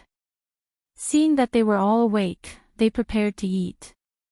Some of them cooked porridge, while others cooked simple dishes on small stoves piled up with stones. They had a lot of food and tools in their space. As long as they started a fire, they could cook whatever they wanted. It didn't feel like they were in the wild forest. Instead, it felt like they were in their own backyard. Fengjiu also walked towards the mouth of the spring and prepared to wash up. When he got there, he saw Xianyuan walking towards him. "Are you done washing up?" Fengjiu asked. Seeing that he seemed to be holding something in his hand, he stuck his head out to take a look. "These are raspberries. I saw that they had grown quite a lot earlier, so I picked some for you to eat." He passed the raspberries wrapped in leaves to her. "You can eat them directly. I've washed them." There's actually such a thing. This raspberry is sweet and sour. It tastes really good." When Fengjiu saw it, her eyes immediately turned into crescents. She happily took it and said with a smile, "Thank you." "Silly girl, there's no need to thank me." He shook his head and smiled. "Where did you pick it? Are there any more?" "Let's go pick more," Fengjiu said, picking up one to eat, and then put another to his lips. Xianyuan opened his mouth and ate as he said, "There's a big patch over there. If you want to eat more, we can go pick more." "Okay, I'll go wash my face first." Thus, Xianyuan accompanied her to the mouth of the spring. After she finished washing up, he brought her to the patch of raspberries. "It's here. Look, there's a big patch. Wow! There's really a lot." She looked at the bright red raspberries in front of her in surprise. Her eyes narrowed into slits as she smiled. "If these raspberries are made into fruit juice, it'll be very delicious." "No, I have to pick all of them before Hui Lang and the others come back." She took out something to pack the raspberries. When she was about to walk in, Xianyuan pulled her back. She looked back at him and asked, "What's wrong?" Chapter 2870. Seeing this, Fengjiu paused for a moment, then followed him in. "It's all right, these are just small thorns. They won't hurt me." The two of them picked the mountain mold, while Lang Hua and the others were preparing food. Seeing that they hadn't returned for a long time, they came over to take a look. When they saw that the two of them were picking the bright red raspberries, they also went in to help. Not long after, the entire patch of raspberries had been picked. Looking at the raspberries, Dufan asked, "Master, are we going to eat them like this?" "Yes, you can eat them like this. You can even make them into sauce. They're quite nutritious." As Fingzhou spoke, he handed over a large basin of raspberries and said, "Take this to the spring and wash it. Be careful not to spoil it." "Okay." Dufan replied, then said, "Lenghua's raspberries are ready to eat." "Master, Yama Lord, you can go back first." "Okay." Fengzhou took out some water and washed Xianyuan Mo's hands, then washed his own before heading back. It wasn't until afternoon that Hui Lang, Yin Yi, and Fire Phoenix returned. "Master, Ghost Doctor." They came forward and called out. "You're back. How is it?" Xianyuan Mo asked. "Master, the Immortal Ascension Ladder is still there, and there are quite a few cultivators there. We heard that the Immortal Ascension Ladder that appeared this time had always been there, but apparently, only one person had gone up not too long ago." "Oh. It's still there. That's strange." Fengzhou was slightly surprised. After all, from the information she had gathered, the Immortal Ascension Ladder appeared once a year. At most, it would remain there for half a month before disappearing, and it had already been half a year since she had last been there. Also, according to what those people said, I think that the person who went up was young Master Imo Chin, Hui Lang said excitedly. At that time, young Master Imo Chin even said that he wanted to come with us to the Feng Manor. Master didn't let him come with us, but who would have thought that he would come here first? He even went up the Immortal Ascension stairs and didn't come down. Hearing this, Fengzhou was slightly surprised, then he chuckled, "If it's him, it's not a problem." She looked at Xianyuan Mo and said, "I didn't think that the Celestial Ascension stairs would still be here. Since that's the case, let's speed up." "Yes." Xianyuan Mo nodded his head in acknowledgement. In his mind, he was wondering where Imo Chin had gone. What was waiting for them on the other side? Take a rest first. Even if you want to leave, there's no rush. Rest well today. It won't be too late to leave tomorrow. Fengzhou said with a smile, "There's freshly roasted meat and other food. You guys should eat more." "Thank you, Ghost Doctor," the two replied and walked to the side. The Fire Phoenix flapped its wings and came to rest beside her. They rested there until the next morning, when the group of people flew on their swords and headed towards their destination. In the forest, Tun Yun and Lao Bai, the two contracted beasts, ran on the ground. They crossed the grass and followed them all the way to the Immortal Ascension stairs. In the evening, as they got closer to their destination, they slowed down their pace. Fengzhou held Xianyuan Mo's hand and looked back at the group, saying, "Without a certain level of strength, you can't go up the Immortal Ascension stairs. With your current strength, you won't be able to go up. But now that you're here, it would be a pity if you don't take a look." Chapter 2871. "Thank you, Master," they replied. They knew that they could not attempt it with their current strength. Otherwise, the pressure from the heavens and earth would be too strong and they would not be able to withstand it. However, they did not know how their master would bring them up.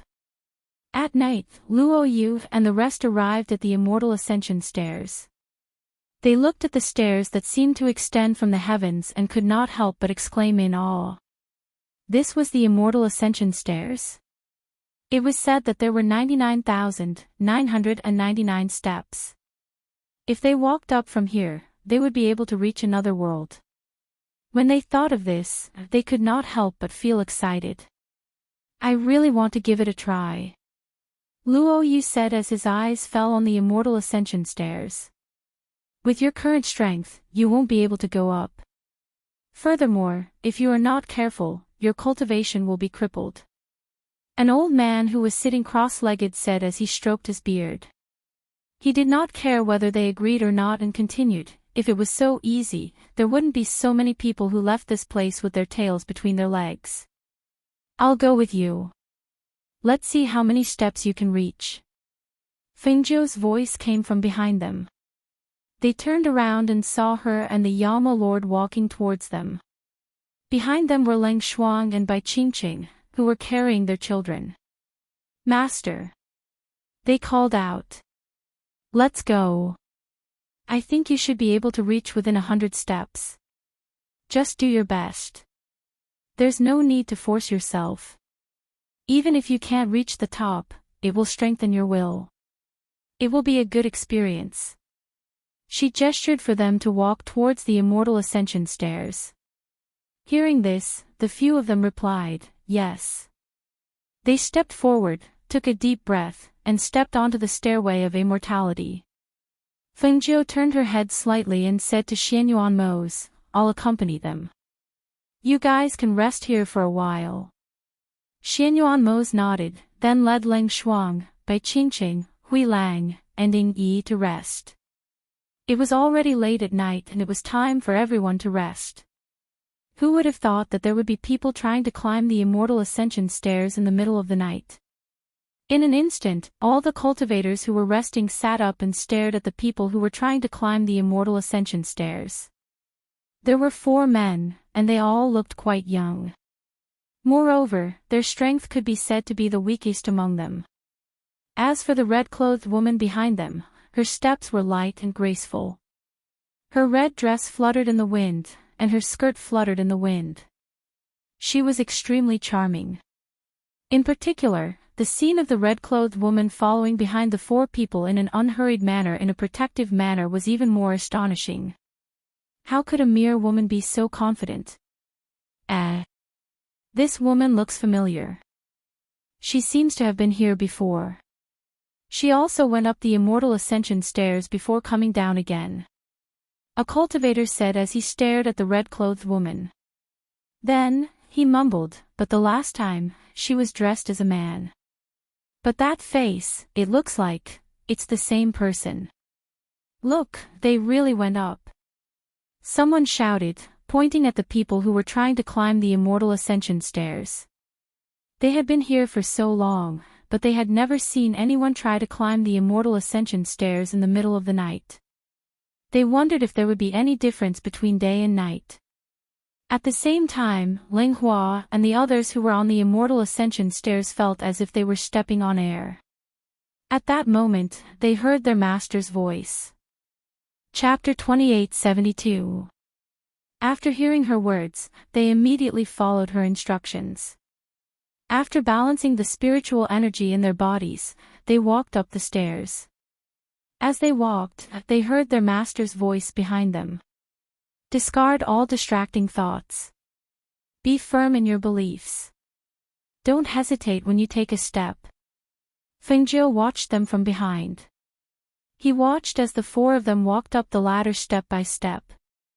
Lang Hua felt that every step he took was as smooth as the ground.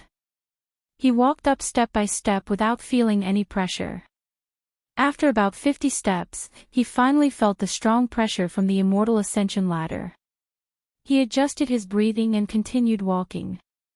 He tried to calm himself down and not think about anything else. Luo Yu, Fan Lin, and Du Fan were originally only 1 or 2 steps away from each other. However, when they reached 50 meters, their speed clearly slowed down. They looked ahead and realized that it was different from what they had seen below. From below, they saw that it was pitch black. However, when they reached the top, they realized that the immortal ascension ladder was as bright as day. The ladder formed under their feet. Other than the fact that they couldn't see their surroundings, it was still very bright. They were clearly in the same place, but their vision was different. They couldn't help but feel that it was novel. Fengjiu walked behind them and watched as they walked up. When they reached the 80th step, Fan Lin, Luo Yu and Du Fan's foreheads were already sweating. Their expressions changed slightly, but they still gritted their teeth and tried to continue walking. After they lifted their feet and tried to take a step forward, Fengjiu's voice sounded in their minds. 88 steps. That's about it. You guys can go down first. Let Langhua, Qingqing, Huilang and Ying Yi come up.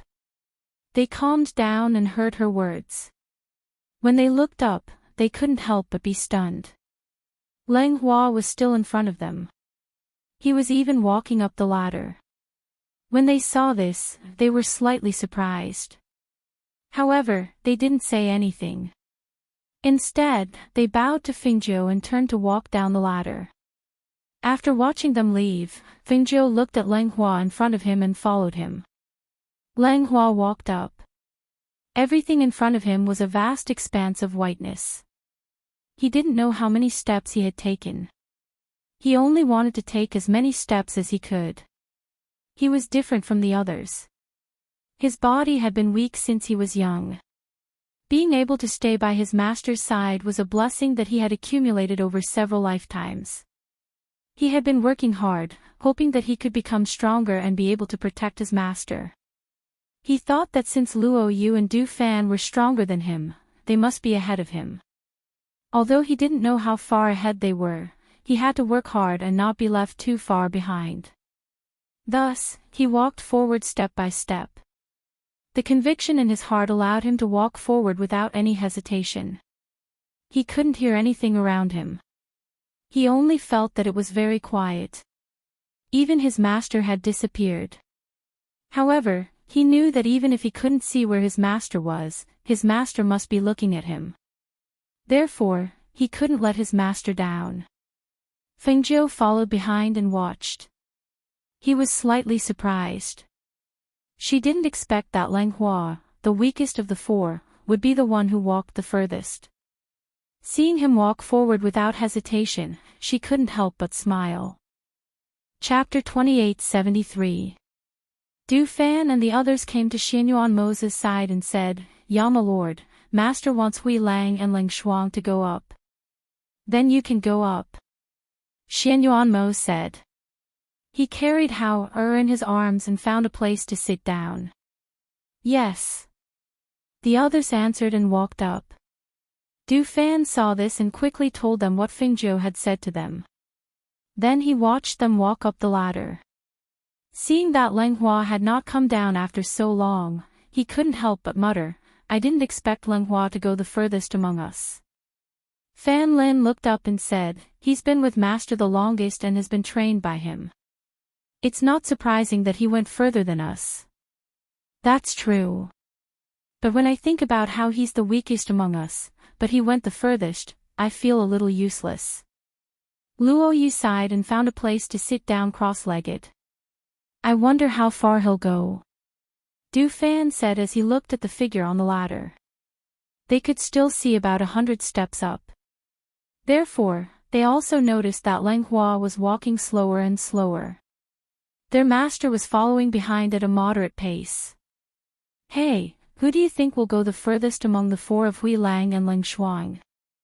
Luo Yu looked at the others and asked. "I think Bai Qingqing and Hui Lang came down first, followed by Ling Shuang."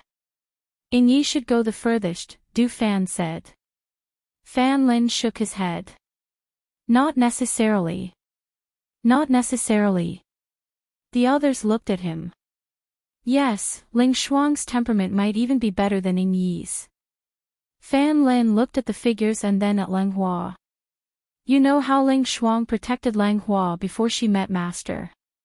Her temperament is definitely better than Langhua's. Even Ying Yi can't compare." Hearing this, the others fell silent. Maybe it was true.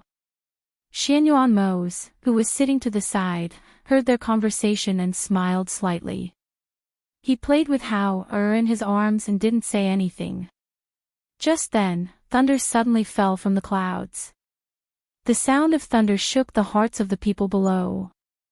They looked up and saw that Langhua was already sitting cross-legged on the 100th step, being tempered by the thunder. He advanced. Luo Yu looked at Langhua enviously. He could advance just by going up the immortal ascension stairs. Yes, he advanced. Didn't Master say that? Before the 100th step, one's will be tempered. After the 100th step, one can advance and break through. Du Fan exclaimed. Lang Hua not only has a strong will, but he's also very lucky. He made a breakthrough in his temperament, and then naturally advanced to the next level. As Xianyuan Mo spoke, he looked at them with his deep, dark eyes and said, if you can reach the 100th step, then your chances of breaking through to the next level are very high. Chapter 2874. It turned out that as long as they had a strong will and were not disturbed by external factors, they could break through their limits. However, they had let go of such an opportunity. Lang Hua was originally a cultivator who had just entered the nascent soul stage. Compared to them, who were at the peak of the nascent soul stage, he was still weak. However, once he advanced, he would break through to the fairy realm. His strength would be above them. When they thought of this, they could not help but have the urge to try again. This was not because they were jealous of his strength, but because they hoped that they could rely on themselves to advance and enter the fairy realm. In the future, when they went to another world, they could be of help to their master. With a thought, they looked at Xianyuan Mo's, who was sitting at the side, and asked, Yama Lord, can we go up and try again? When he heard this, Xianyuan Mo's turned to look at them. It's not suitable. If you go up again, you won't advance like Lang Hua. Instead, you will be suppressed by the pressure. But Luo Yu wanted to say something more, but he was interrupted by Du Fan. We understand. As Du Fan spoke, he pressed on Luo Yu's shoulder and said, it's not suitable.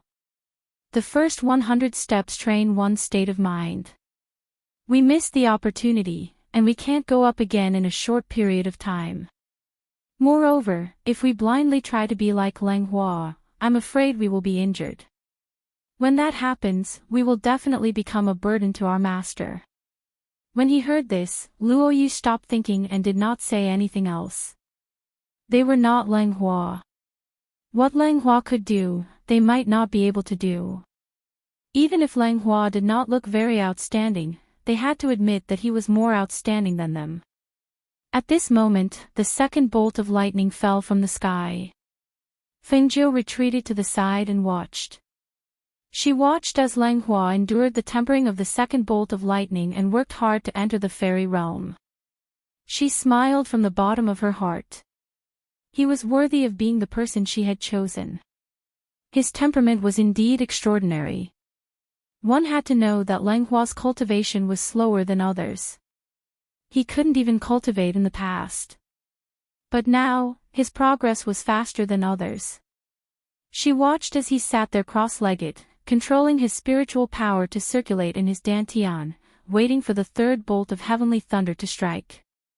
Thus, she walked down to where Lang Shuang and the others were. They didn't know how long it would take for Lang Hua to advance. They wanted to see how far Lang Hua and the others could go.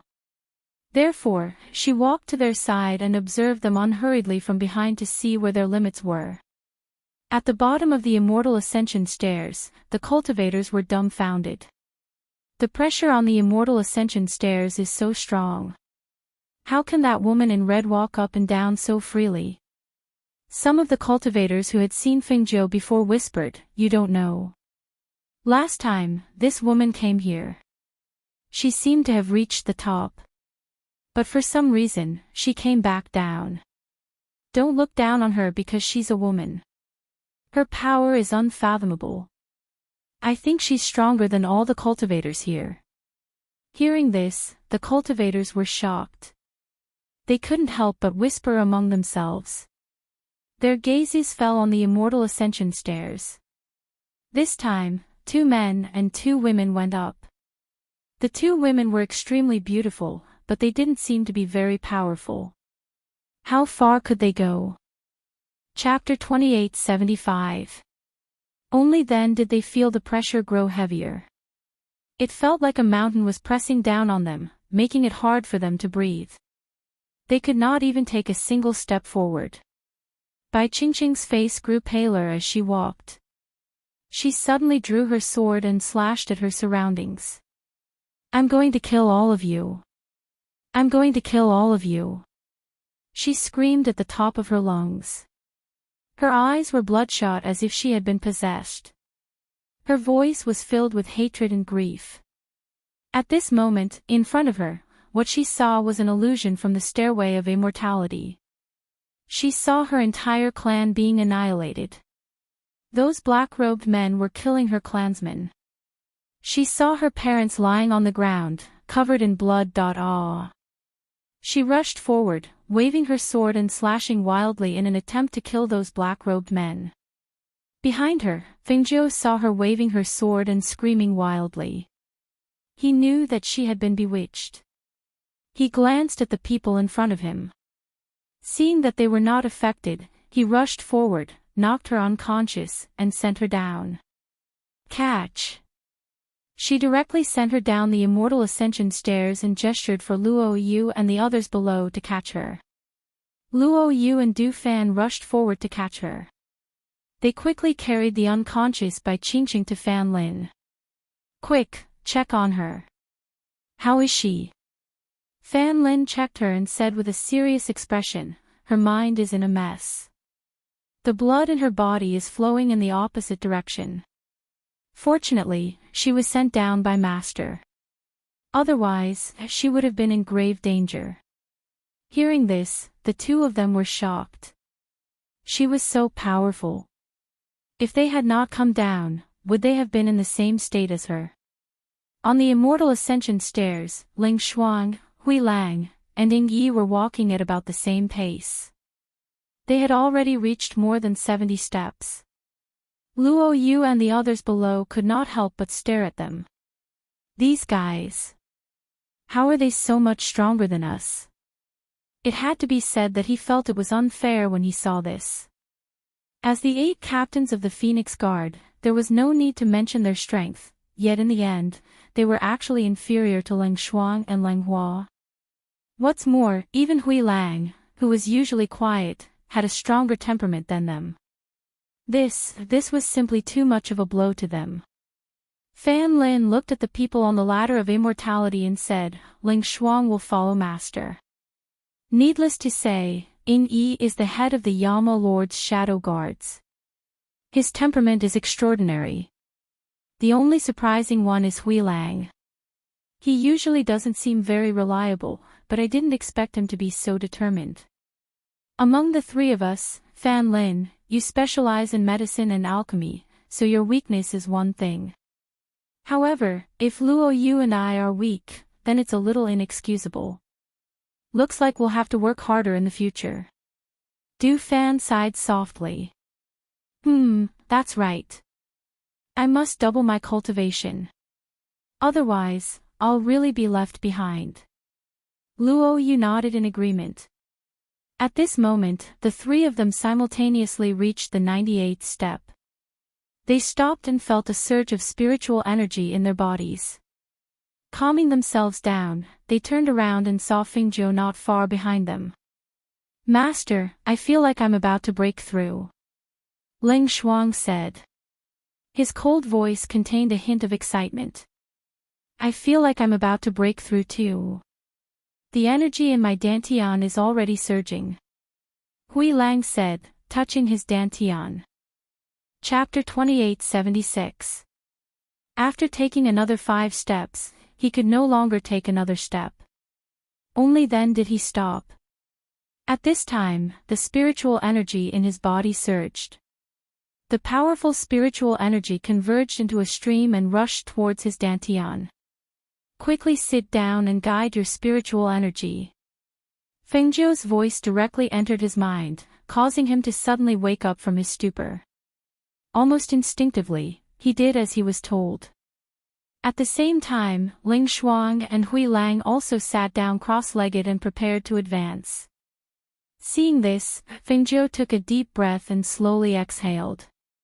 He retreated to the side and watched them. Hiss! Could it be that those people are also going to advance? What kind of freaks are they? They don't look strong, but they actually reached the 100th step. The cultivators below widened their eyes.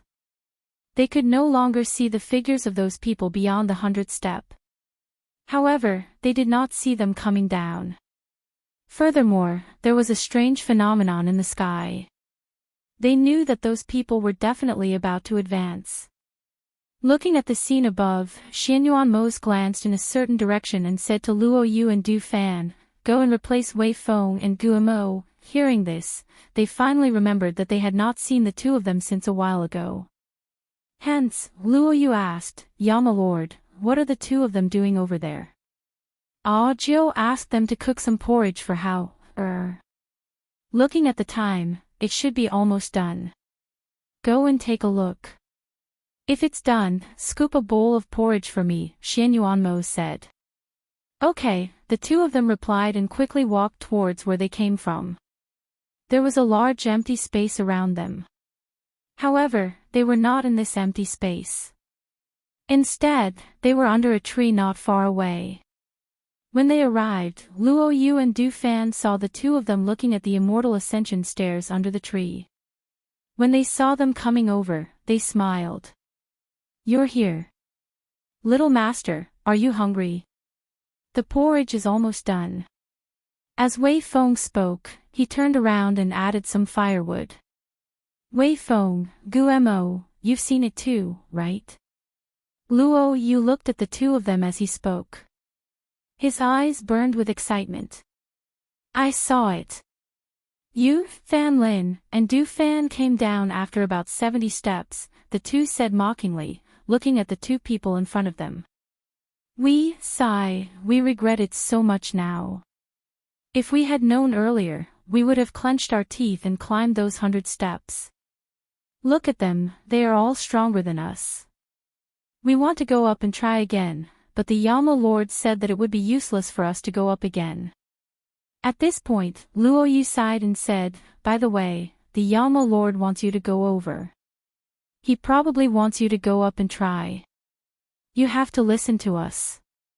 Although the master should act according to his ability, when you go up, it's best not to think that you have reached your limit. Otherwise, you will end up like us." When they heard this, the two of them smiled. "We know. Also, you have to go up the immortal ascension stairs like this." They repeated what Fingzhou had said to them. Finally, they said, "Go on. Let's just watch the fire." Okay. The two of them nodded and walked forward. When they reached there, they bowed to Xianyuan Mose. "Yama Lord. You guys go up and take a walk too." Xianyuan Mose gestured for them to go up the immortal ascension stairs. Chapter 2877. When they saw another two men with extraordinary auras walking towards the immortal ascension stairs, the crowd looked at them strangely and whispered among themselves, "Why are there two more of them? Didn't they all go up just now?" These two people seemed to be in the same group as those who went up before. Yes, it seems so. Just now, they went to the black-robed man with the child before going up the immortal ascension stairs. This group of people is really strange. There are both men and women, and even a child. They look very weak, but all of them are extremely strong.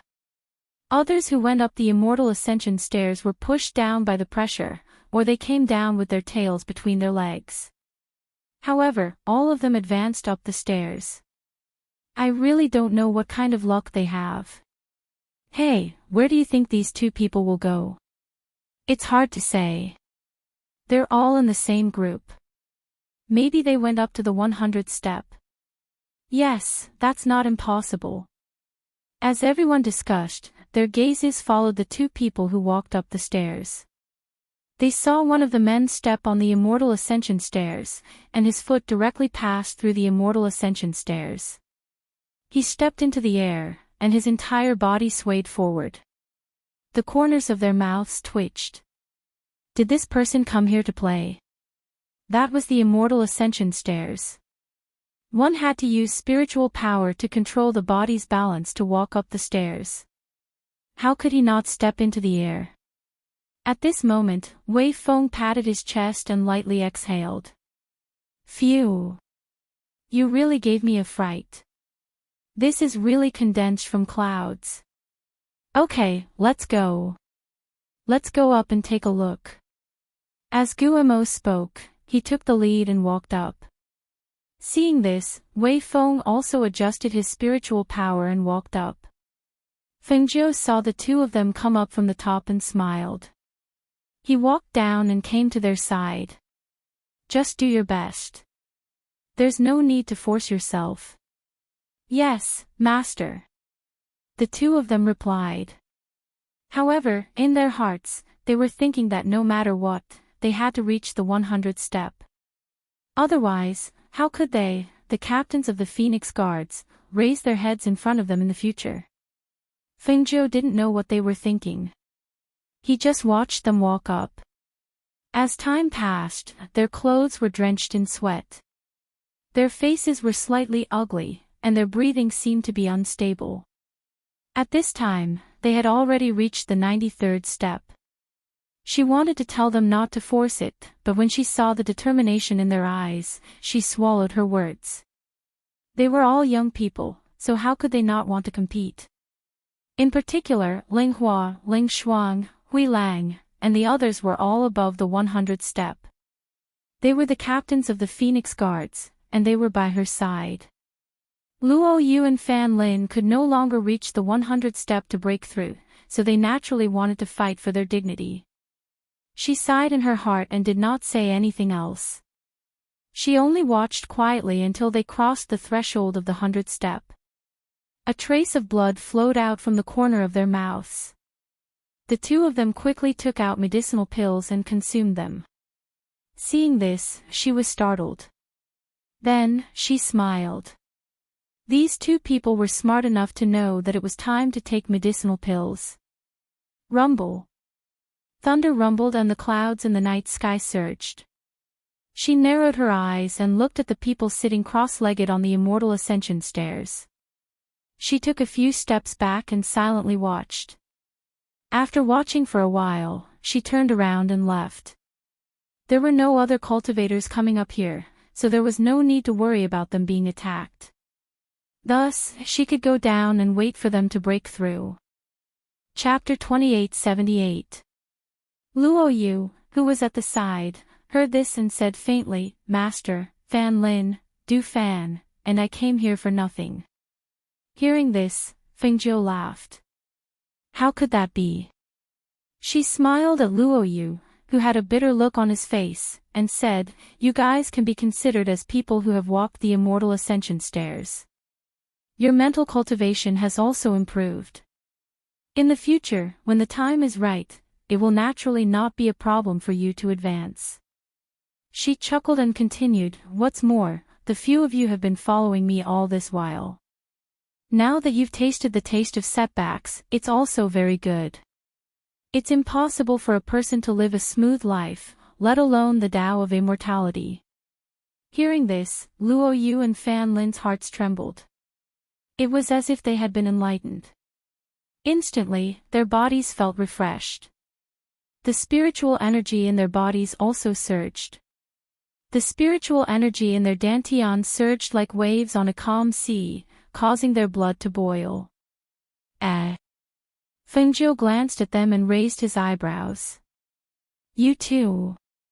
It seems that your words have made them understand. In addition to the changes in their mental state from the previous experience, they are now about to advance. Xianyuan Mose, who was carrying the child, stood up and said to Fengjiu, Let Tun Yun and Lao Bai stay here to protect them. Let's go over there. Okay. Fengjiu responded and helped the unconscious by chinching up.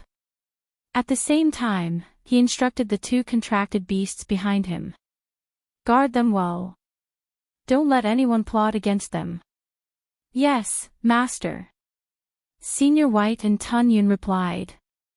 The originally shrunken Tun Yun stood up, and then his body trembled. With a flash of light, he recovered his majestic and terrifying super-divine beast form. On the other hand, Senior White swung his tail and walked up and down in the surroundings. Seeing that the originally unremarkable little pet had actually transformed into a majestic sacred beast, the surrounding cultivators all sucked in a mouthful of cold air, and cursed in their hearts for being a freak. Having that mutated super divine beast was already very powerful. That little pet was also a super divine beast. What was the background of this woman in red? How could he be so abnormally strong? On the other side, when Du Fan saw them coming over, he quickly went forward to help Bai Qingqing to a nearby tree to rest. Only then did he look at the two people who were breaking through not far away and asked, "Master, why have the two of them also broken through?" Feng Jiu chuckled. "When the time is right, I'll advance." Du Fan sighed. "Looks like I'm the most useless one. You have your specialties, don't worry about these things." Feng Jiu said, patting him on the shoulder and said, "Sit down. Let's eat something together." "All right." As Du Fan spoke, he didn't go over to stand guard for them. With Senior White and Tunyon standing guard there, it would be strange if those cultivators dared to make a move. "Master, they are all advancing up there. I wonder if they will be able to complete their advancement by tomorrow. If they can't, we won't be able to leave tomorrow, right?"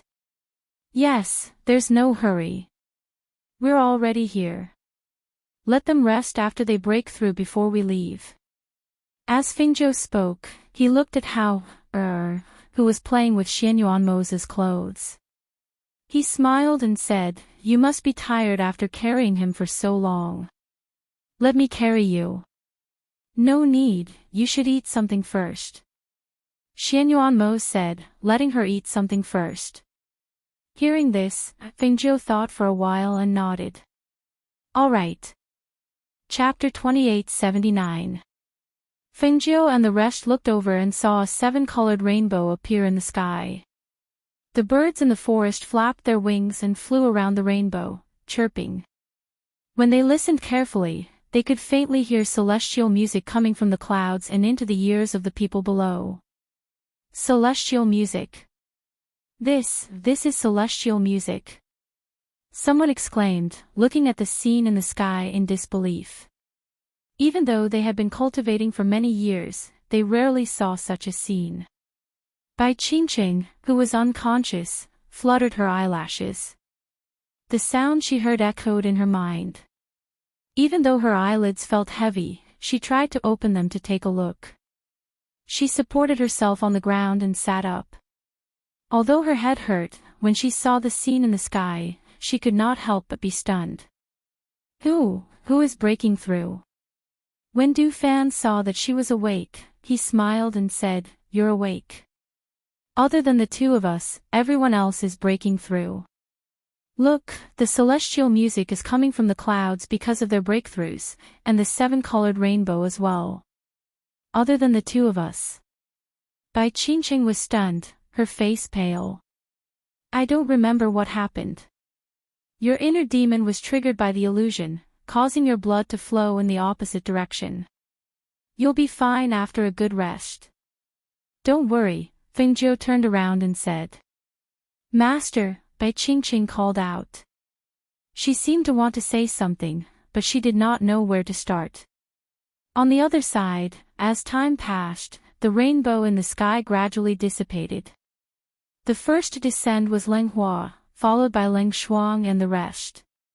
When they reached the ground, Luo Yu and Fan Lin also broke through the threshold and successfully entered the fairy realm. The people around them looked on with envy. They had relied on their own strength to break through, unlike those cultivators who had taken elixirs to break through and their strength would forever remain stagnant. The cultivators in front of them still had a long way to go. "Master, Yama Lord. Master, Ghost Doctor." They called out in unison. Leng Hua and the others always called out to their master first, followed by Xianyuanmo's. Hui Lang and Ying Yi naturally called out to their master first, followed by Feng Jiu. "We have entered the fairy realm," they exclaimed excitedly. "Congratulations," Feng Jiu said with a smile. Seeing how happy they were, he gave each of them a pill. This pill can help you stabilize your dantian quickly. Many thanks, Master. They were overjoyed. After receiving the pills, they hurriedly took them and adjusted their breathing. Many thanks, Ghost Doctor. Ing Yi and Hui Lang also cupped their fists in thanks before sitting down to adjust their breathing. Du Fan, prepare some food. We need to celebrate today, Feng Jiu ordered. All right, I will go into the forest to hunt some wild animals, Du Fan said with a smile. Just as he was about to leave, Tunyun leaped up and followed him. I will go and pick up some branches, Bai Qingqing said as she stood up as well. Is your body all right? Feng Jiu asked. Master, don't worry. I am fine now, she said. Hearing this, Feng Jiu nodded and let Lao Bai and Fire Phoenix follow him. The group of them roasted some wild animals to celebrate. After they had adjusted their breathing and stabilized their strength, Xianyuan Mose took out some wine and said, since it is a celebration, we must have wine. Hui Lang, pour some wine for everyone. Chapter 2880. What if we get drunk here? Luo Yu was a little distressed. It's rare for us to be so happy today. I'm sure we'll get drunk. Ha ha ha, it's not the wine that gets you drunk, but you get yourself drunk. If you're afraid of getting drunk, drink less. Wei Feng patted his shoulder and said. It's all right, drink up. I've prepared some hangover pills. Fan Lin said as he took out a bottle and gave each of them a pill. After eating this, you won't get drunk no matter how much you drink. Ha, this is good. Du Fan took the pill and ate it. Come, let's drink. Feng Jiu saw that they were so happy and drank with them. When he saw that Lang Hua and Bai Qingqing had only filled half a bowl, he said, it's all right, drink up. This is spiritual wine. The spiritual energy can nourish your muscles and veins. Yes. The two of them answered and took a sip of the wine. Let's all eat some roasted meat. Ling Hua used his knife to cut off a piece of meat and wrapped it in a leaf before handing it to them. The group of people celebrated, eating and drinking. The surrounding cultivators couldn't help but swallow their saliva. Someone said, it smells so good. How can they roast meat that smells so good? That's right. We roasted it ourselves, but it didn't smell like that. Look at them. How many people are there? They're all breaking through to the next level. I'm so jealous. Ha ha ha. That's because they're all talented. There's no point in being jealous. Damn it. I don't believe it. I'm going to try the Immortal Ascension stairs too. What if I can break through to the next level? As a result, many cultivators were provoked and tried to climb up the Immortal Ascension stairs. However, not long after, some of them came down with pale faces. Some of them were forced down by the pressure of the Immortal Ascension stairs. The cultivators who were pushed down by the Immortal Ascension stairs fell heavily to the ground. Their muscles and veins were broken and their cultivators were crippled. Everyone who saw them sighed. Grey Wolf and the others were eating meat as they watched. They said, look, look, look. This Immortal Ascension staircase is really not something that ordinary people can climb. Those of us who can ascend beyond the 100th step are really blessed by the heavens. Not bad. Feng Jiu nodded. Generally speaking, cultivators above the 100th step might not be able to advance. It's your fortune that you were able to advance above the 100th step. Master, when are we leaving? How do we leave then? Luo Yu asked curiously. Even if they went up, they would only be able to reach the 100th step. They would not be able to go any further. But at that time, how would their master lead them up the Immortal Ascension stairs? Feng Jiu chuckled. You don't need to know. Naturally, the secret of the space cannot be revealed to them. Even if he wanted to bring them up, they would have to enter the space while unconscious. On this day, they ate and drank to their heart's content and rested until the next morning. Fengjiu and Xianyuan led them out of this place and into the forest. Seeing them leave, the cultivators thought that they should have left. But they were curious. Why didn't the black-robed man go up? And that woman in red? Seeing how she was able to climb up the immortal ascension stairs, it should not be a problem for her to go up. Why was she only protecting those people?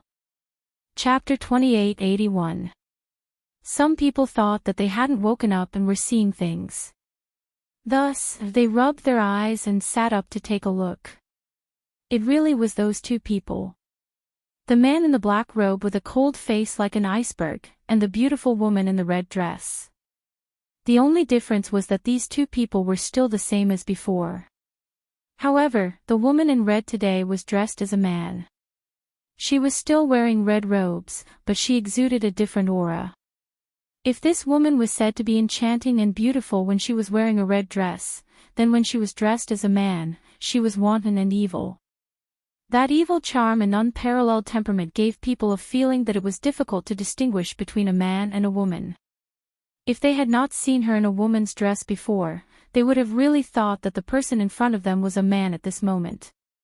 Furthermore, the people who had been with them and their contracted beasts had all disappeared. Even the child in their arms had disappeared. They thought that perhaps after sending those people away, the two of them wanted to try the immortal ascension staircase again. In front of the immortal ascension staircase, Xianyuan held Fengjiu's hand. He looked at her and asked softly in a magnetic voice, "Are you ready?" Fengjiu replied and smiled. She had already prepared herself for a new and unfamiliar environment. Even though it was unfamiliar, with him by her side, she had nothing to fear. They held hands and walked up the immortal ascension staircase. Their steps were calm and unhurried. Every step they took was filled with confidence. It was as if they were not walking up the immortal ascension staircase, nor were they walking down the immortal ascension staircase to another world. It was as if they were taking a stroll in their own backyard. The two of them walked up the immortal ascension staircase together. They did not know how long they had been walking up the immortal ascension staircase. They only knew that they were getting closer and closer to the top.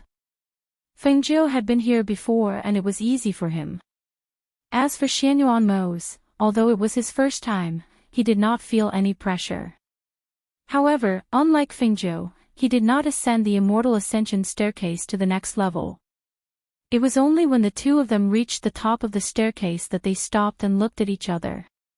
This is the profound light gate. After passing through here, it will be another world.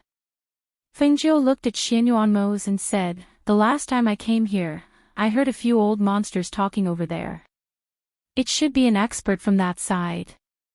Xianyuan said, "I wonder where we will appear after we pass through this place."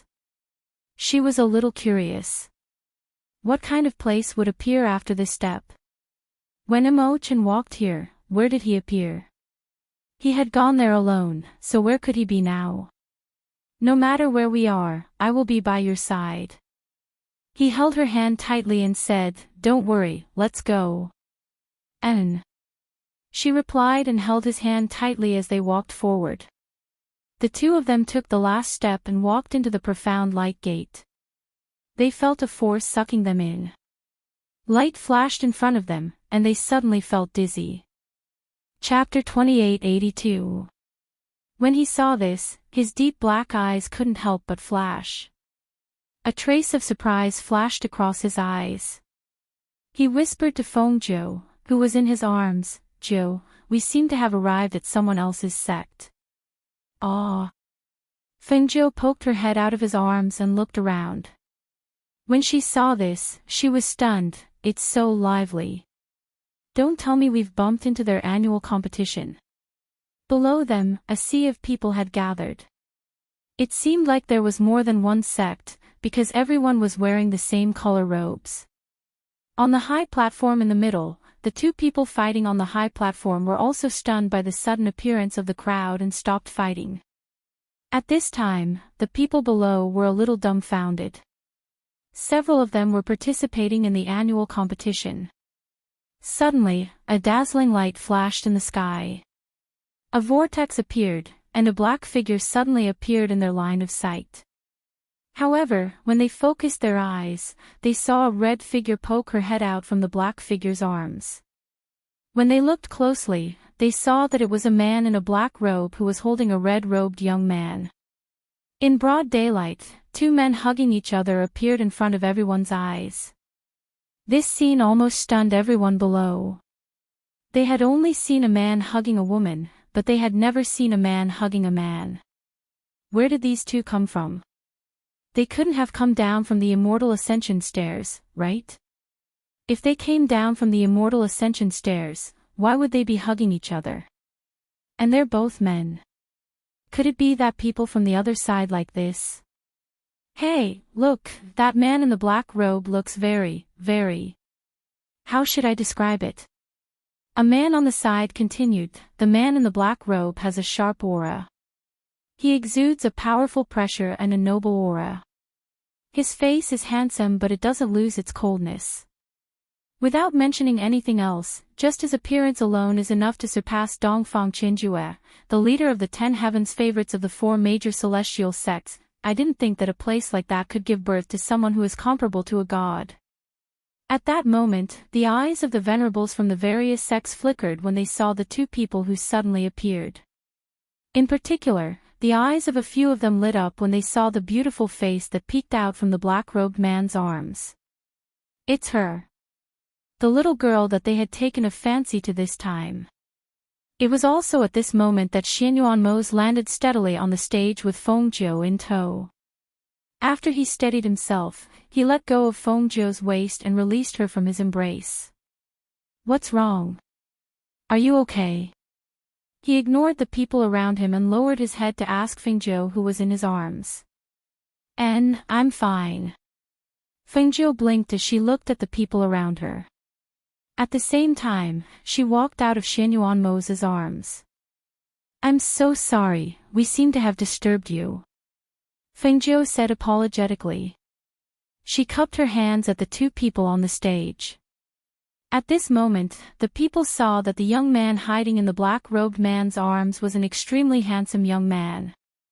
The young man was wearing a dazzling red robe. His black hair was tied up and draped behind his back. His clear eyes were smiling and the corners of his lips were slightly curled, revealing a devilish smile. His actions were carefree and casual. He looked just like a young master from a wealthy family. They couldn't help but be stunned. Chapter 2883. Ha ha ha ha ha. A hearty and excited laugh broke the strange atmosphere. A middle-aged man dressed in loose robes stood up and looked at Fengjiu. Aren't you Fengjiu? I've been waiting for you for a long time. What do you mean you've been waiting for her for a long time? I'm the one who made the decision to take her in. An old monster dressed in white robes who looked like a 7 or 8-year-old child spoke up. He smiled and squinted his eyes as he stared at Fengjiu and waved his hand. It's me. Do you recognize my voice? Fengjiu, I was the one who insisted on opening the stairway to immortality. So, for you to be able to come here, it must have something to do with me. You can ignore the rest of them. A beautiful woman said as she stared at Fengjiu. The more she looked at him, the more she liked him. Who would have thought that this little girl would be so stunning when she was dressed as a woman? But when she was dressed as a man, she was still so mesmerizing. Her eyes were fixed on Fengjiu and she ignored Xianyuanmo's who was standing next to Fengjiu. She was completely focused on Fengjiu. What do you mean by insisting on it? We were the ones who suggested it. An old man next to her said unhappily. That's right. We've already agreed that if she wants to go, she can choose for herself. The old monster who looked like a child said. His old voice suddenly changed and he spoke to Fengjiu innocently. You can choose me. I'm good, I'm better than all of them. If you become my disciple, I guarantee that you'll always be a child. Pfft. If she's like you, then she'll be miserable. She won't be able to grow up. You're an old monster, but you still look like a child. Isn't that disgusting? Even now, you're still thinking of harming others.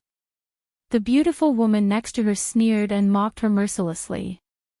Am I as disgusting as you? You're obviously an old witch, yet you still act like a young girl. You dress up all day long. What do you think you're doing?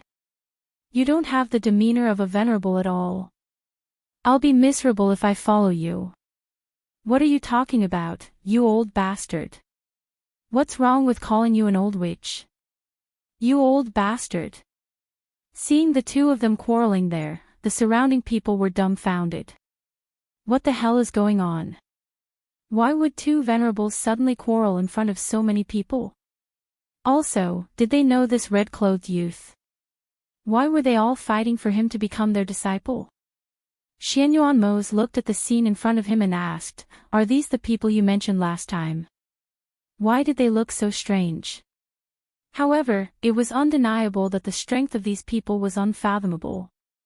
I haven't seen them before, but it sounds like them.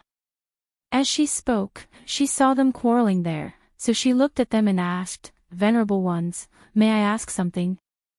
As soon as she spoke, the two of them stopped quarreling and turned to look at Fengzhou at the same time. They smiled amiably. "Fengzhou, what do you want to ask?"